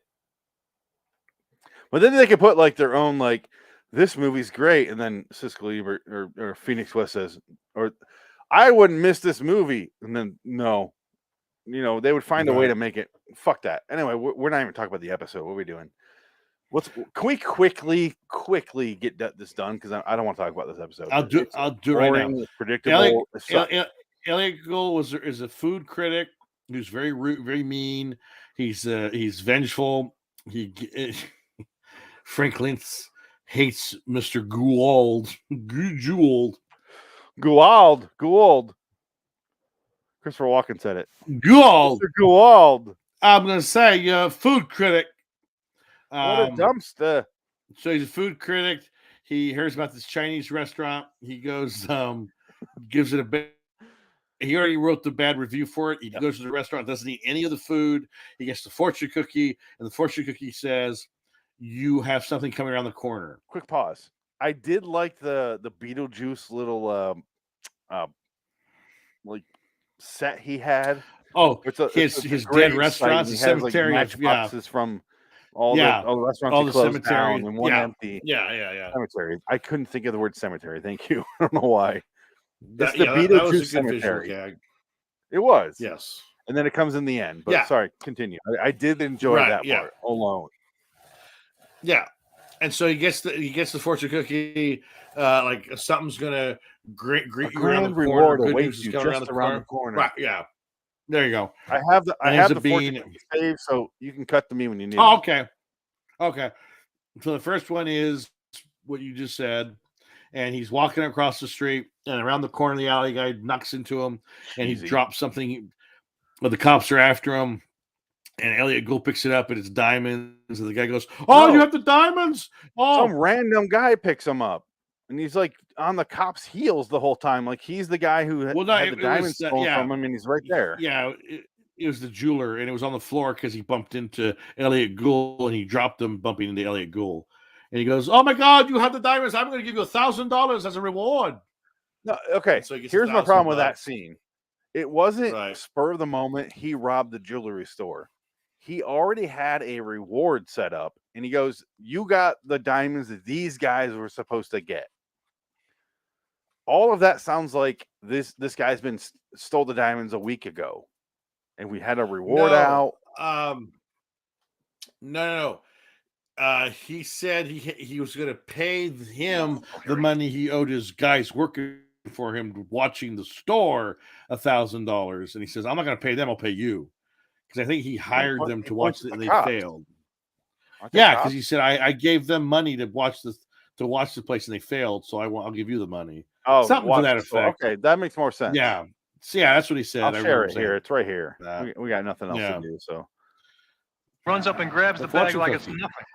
Mister, you're a lifesaver. You deserve a reward. I'm going to give you the $1,000 these clowns were supposed to have. Doesn't that sound like a reward? Like they stole it weeks ago, right? Yeah, I know. It's a quick. You're probably right. This is a 15-minute episode, so they're just trying to move the plot along. I think you're right, but it does read like it was been a reward for a while. Anyway, continue. So then he gets the $1,000, and he's all abuzz. So he goes back to the Chinese restaurant. And he notices nobody's there because the review went out and it was a bad review. And he You goes, shut "Yeah, us whatever. down." I'll order this." Yeah, he goes, "Whatever. Just give me a food, and I'll get a fortune cookie. I want a fortune cookie. I want a cookie." And then he gets I'll it, suck your dick for a and cookie. and he goes, "April, oh, give me the next cookie. What was the next one?" April arrives today, bringing romance. Right. She goes, "What does that mean? That's stupid. I'm glad you're going out. You're going out of business, you fucking losers. Fuck you, you bunch of slants." He leaves, and he's a racist. And he runs into this woman, and we're looking for the building that he works at, and she shows her, and he's like, "Well, hey, do you want me to take you out to dinner?" And she goes, "Oh, that'd be lovely." And he goes, "Well, what's your name?" "My name's April." And April. And he takes her so okay. He's such an asshole idiot. He takes her to the Chinese restaurant just to get another fortune cookie. Now, wouldn't you figure that was going to be the end of it? Like he'd figure it out that they're gonna sabotage him. Anyway, because he takes her, she's eating the Chinese food like a fucking pig, and she's going crazy over it. And he goes, "I just want to get the fortune cookie." I will And say, he gets the yes. It was the only part of the episode that felt like they actually cared. That actress is like, "I get my part here. I actually care about the food." He doesn't. He does. He sits there and doesn't eat, and he goes, "I got what I wanted." Cracks the cookie open. She actually did her role there. I appreciate her. I'm not like saying she's an amazing actress. I'm just saying that part of it was okay. I like that. What was her fortune You though? will Because soon it's very regret specific. decision you've made, or something. Fast forward here. Fuck it. Here's April. And then basically it says he's gonna die. Hers, yeah, his says you're gonna die. Yeah, which is pretty I'll blunt rewind a to the second. point. Hers says, but a grievous error in judgment will soon be made apparent to you. Take heed. Yeah, not give head. It doesn't say that. It says take heed. That's an EE, not an EA. Yeah, it doesn't say. It's take.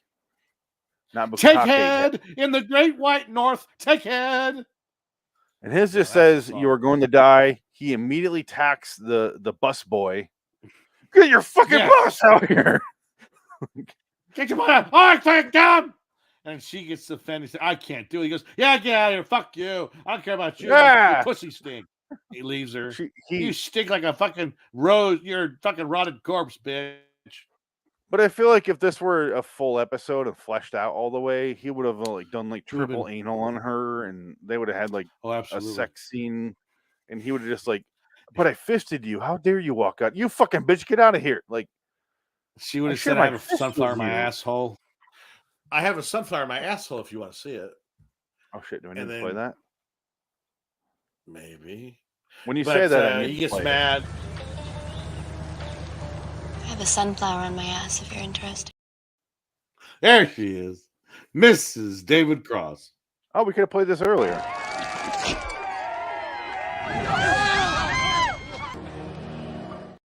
You know, we specifically talked about that episode for the first time since we watched it, and we didn't play the clip. We did. We blew it. There you go. All right. You blew it! And then he gets to going to die. He goes outside. And he immediately, basically, I guess he dies on the street because he's immediately thrown into hell. Because it changes the whole, it turns into a special effect matte painting. And he's walking down an unending row of Chinese restaurants. And he's hungry. He can't stop eating. He can't be fulfilled by food anymore. Can I just say, this is where I went, you know what? Elliot Gould's not that good of an actor. Listen to the way I think he's pamming it up. I'm hungry. Well, I think he knows it's a joke. You want to defend him? I do not. But here we go. Oh, I've never felt so hungry. That crime doesn't pay. You will, or you just fucking see the way he read that line. Do I need to rewind to show how bad that was? I've never been so hungry. Crime doesn't pay. You do. I saw that. See? Yeah. That's so clever. That's so clever. No, I need you to admit to the fact that was terrible acting. I think I'm going to need to hear it. That was awful.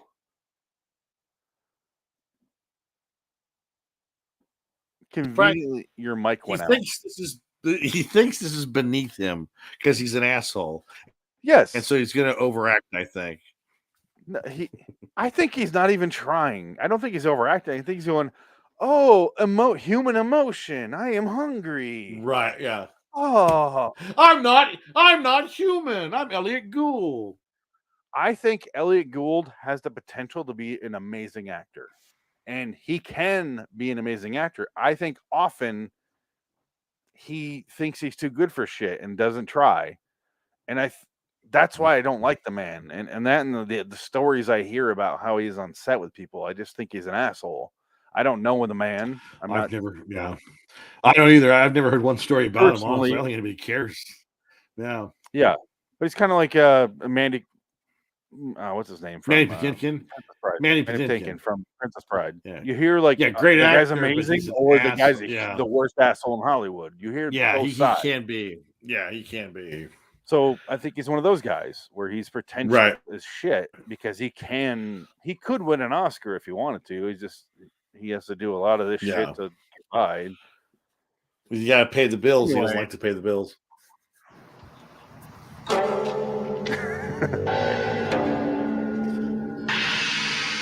I love it. He's suddenly in Chinatown.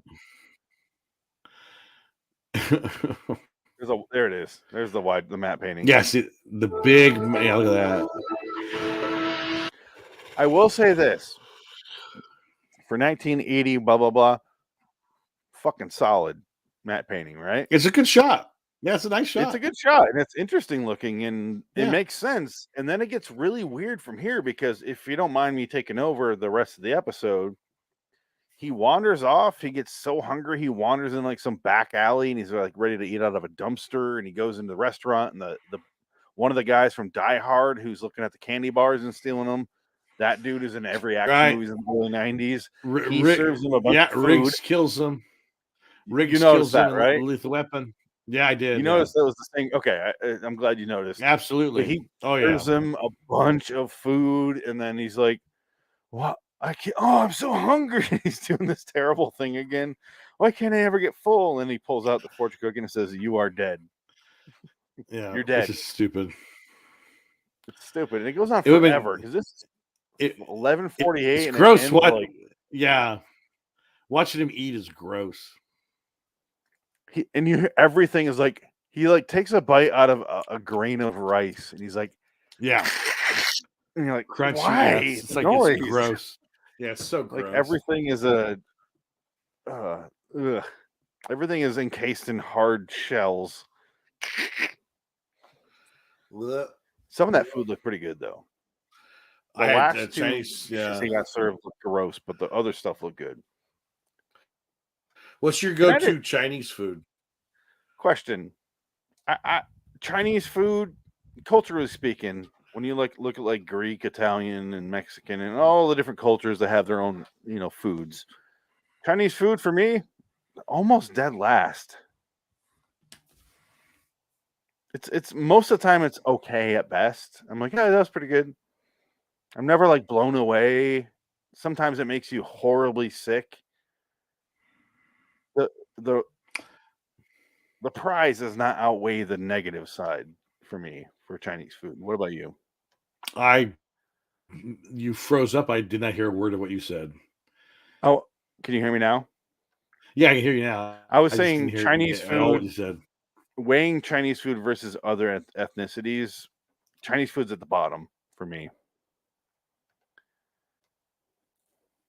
And now you're freezing up for me. Doesn't work for you. See, what I could read your lips because it looks like you said, "Really? And something doesn't work for you." You're muted. There we go. How's that? Better. I can hear you in real time. The light's on. See, the light goes off and on sometimes, and that's on now. So, what I was saying is, I like Chinese food. Don't get me wrong. It's just that most of the time you're like, that was okay. I'm never like blown away by Chinese food. See, I've had some good Chinese food in my day, so I think I'm spoiled maybe. Because I know that like Midwest, there's no good Chinese food. And no good Mexican food either, for that matter. Because I was talking to I'm somebody that lives in going Missouri. Greek, Mexican, Oh, Italian, wow. Ethiopian or Indian, then Ethiopian. Oh, Like I'm going, okay. Wow. and then like Yeah, that's way way down down the there, list. Japan would be above the other. Sorry, I forgot about that. They'd be above Korea as well. But Chinese, it's rice and different servings of chicken. Like there's no. I'm See, also that's how I feel like Indian whenever food. I like Indian you food, can't but eat Indian anything food is more basically no. Indian food is just paste. like that. That's rice. It's rice, and yeah, it's like curry, paste, Yeah. baby shit food. That's what it looks like. It's good. I like it, I will but not it's like yeah, it's very disagree. simple.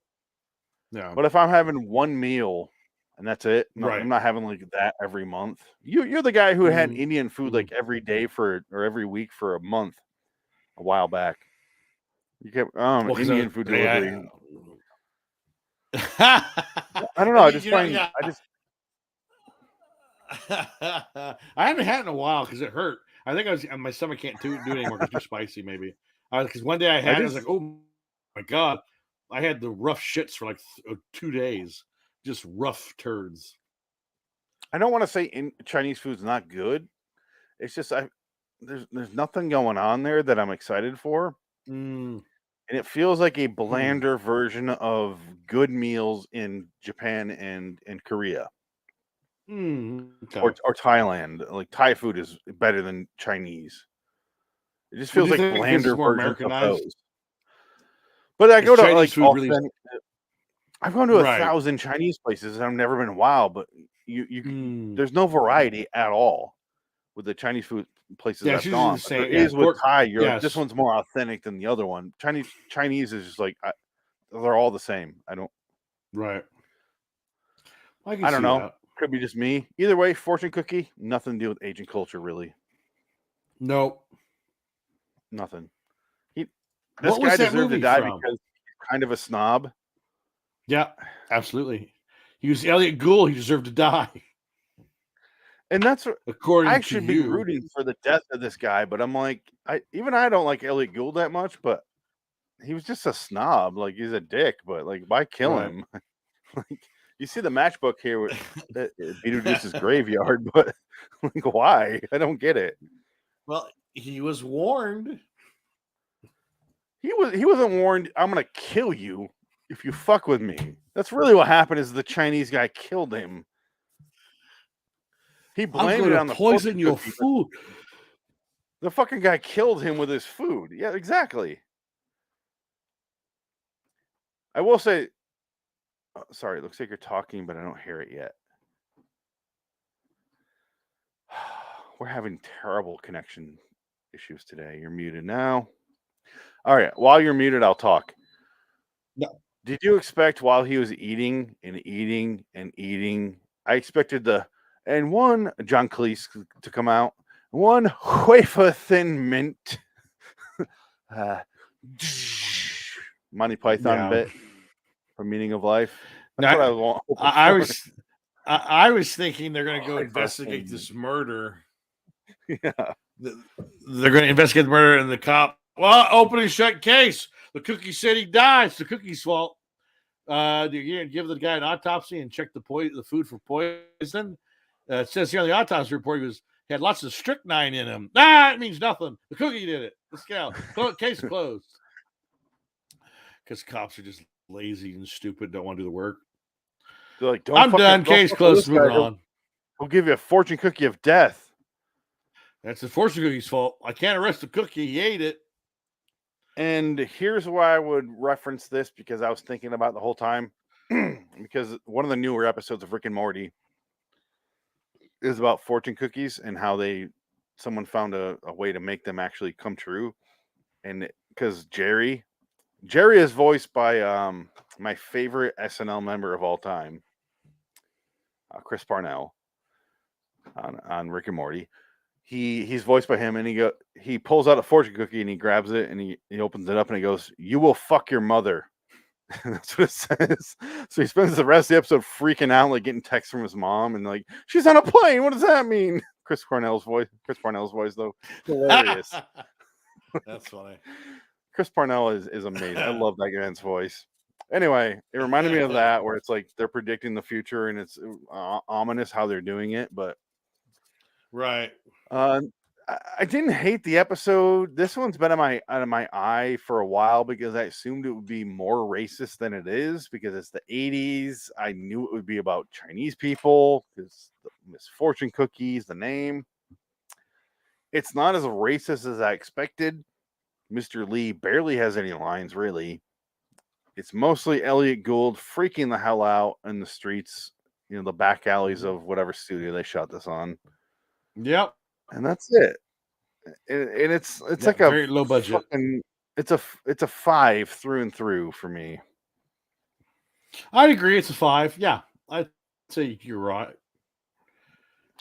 I like Elliot Gould in this episode. He plays himself, and it comes across like a snob. He did a good job there. There you go. There you go. I'm glad he's dead. We're done, right? He's not dead. Yeah. No, I'm just saying the show he's dead. Oh, sorry, on screen. All right. I'm glad you're dead. There is an outro. There is an outro. And it's during this shot I'm showing. Damn, okay. Let's rewind a little bit. Okay. Oh, okay. We get this. Let's actually show the ending because 85 never stops us. Night Gallery does, but not because Universal sucks.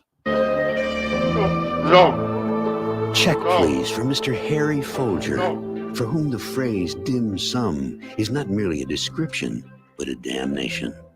A man who finds himself sitting down to a single, never-ending course of just desserts, prepared for him in the kitchens of the Twilight Zone.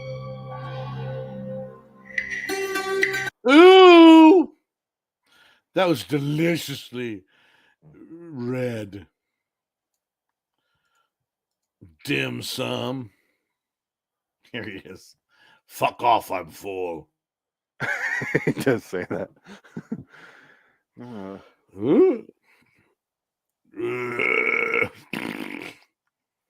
know what's weird? I always assumed that guy was played by Michael Palin, but now I'm realizing it might not be any of them. No, it's Terry Jones. No, it's not. That's Terry Jones. That's not. No. Yeah, it's got to be Terry Jones. No, Terry Jones is different.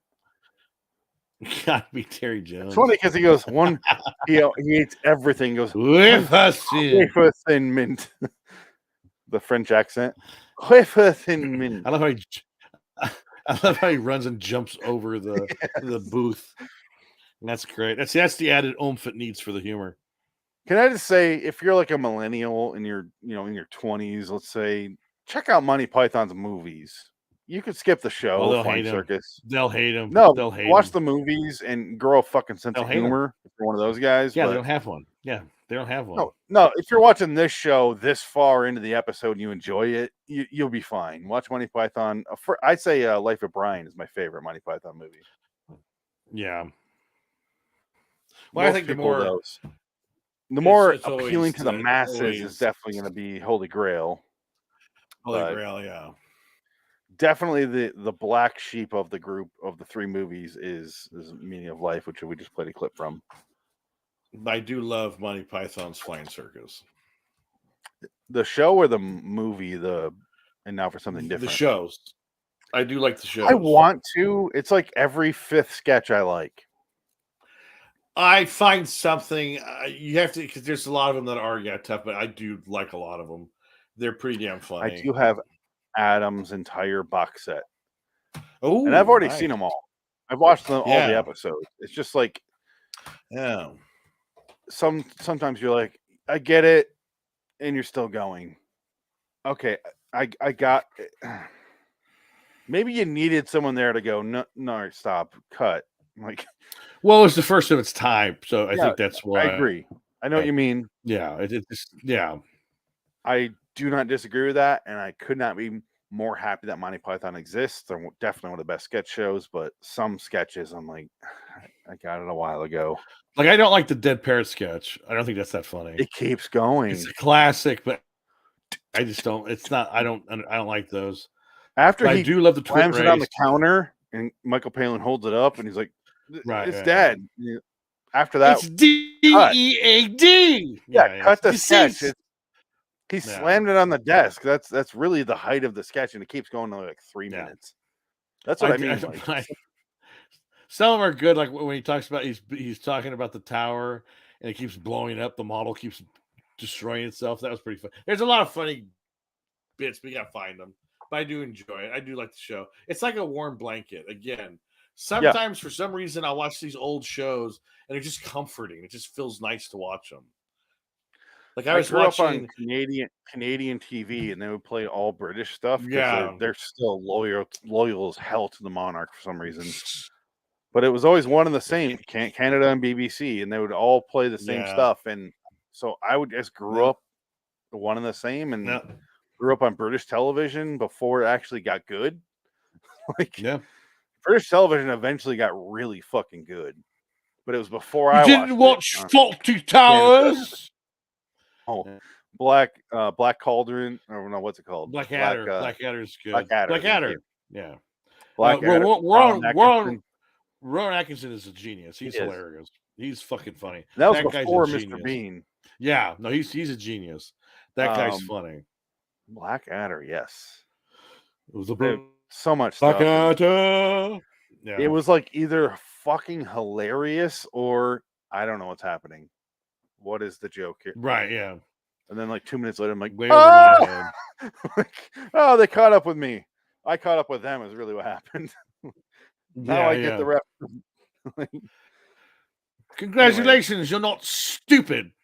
Can we get out of here? All right. We gotta go because we got another one to do.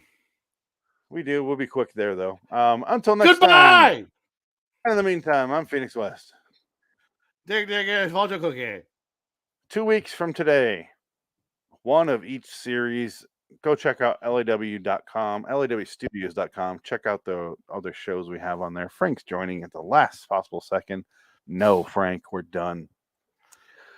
Check them out. I want to go over all of them in order. We're doing one from each series throughout the decades and watch them in order. And that's it. That'll be it for 2022. Bye-bye. Almost 400 views so far since you started the stream. For what? Right now? Now he said that's subs. What? Wait, what? On the comments. I don't fucking know. Chinese is second behind Puerto Rican food. I don't think I like Puerto Rican food. I think I've had Puerto Rican food. What is he doing? What is Frank doing? I don't know. Almost 400 views so fat since you started the stream. Sorry, that's subs. Frank, you're a dick. Frank, you're not getting joined. We're leaving this stream right now. Bye-bye. You gotta go. Good night. I gotta go. I'll see you on the other side. Bye. End the broadcast. Okay. Done you. And exit the room. All right. I gotta exit. Frank, sorry, man.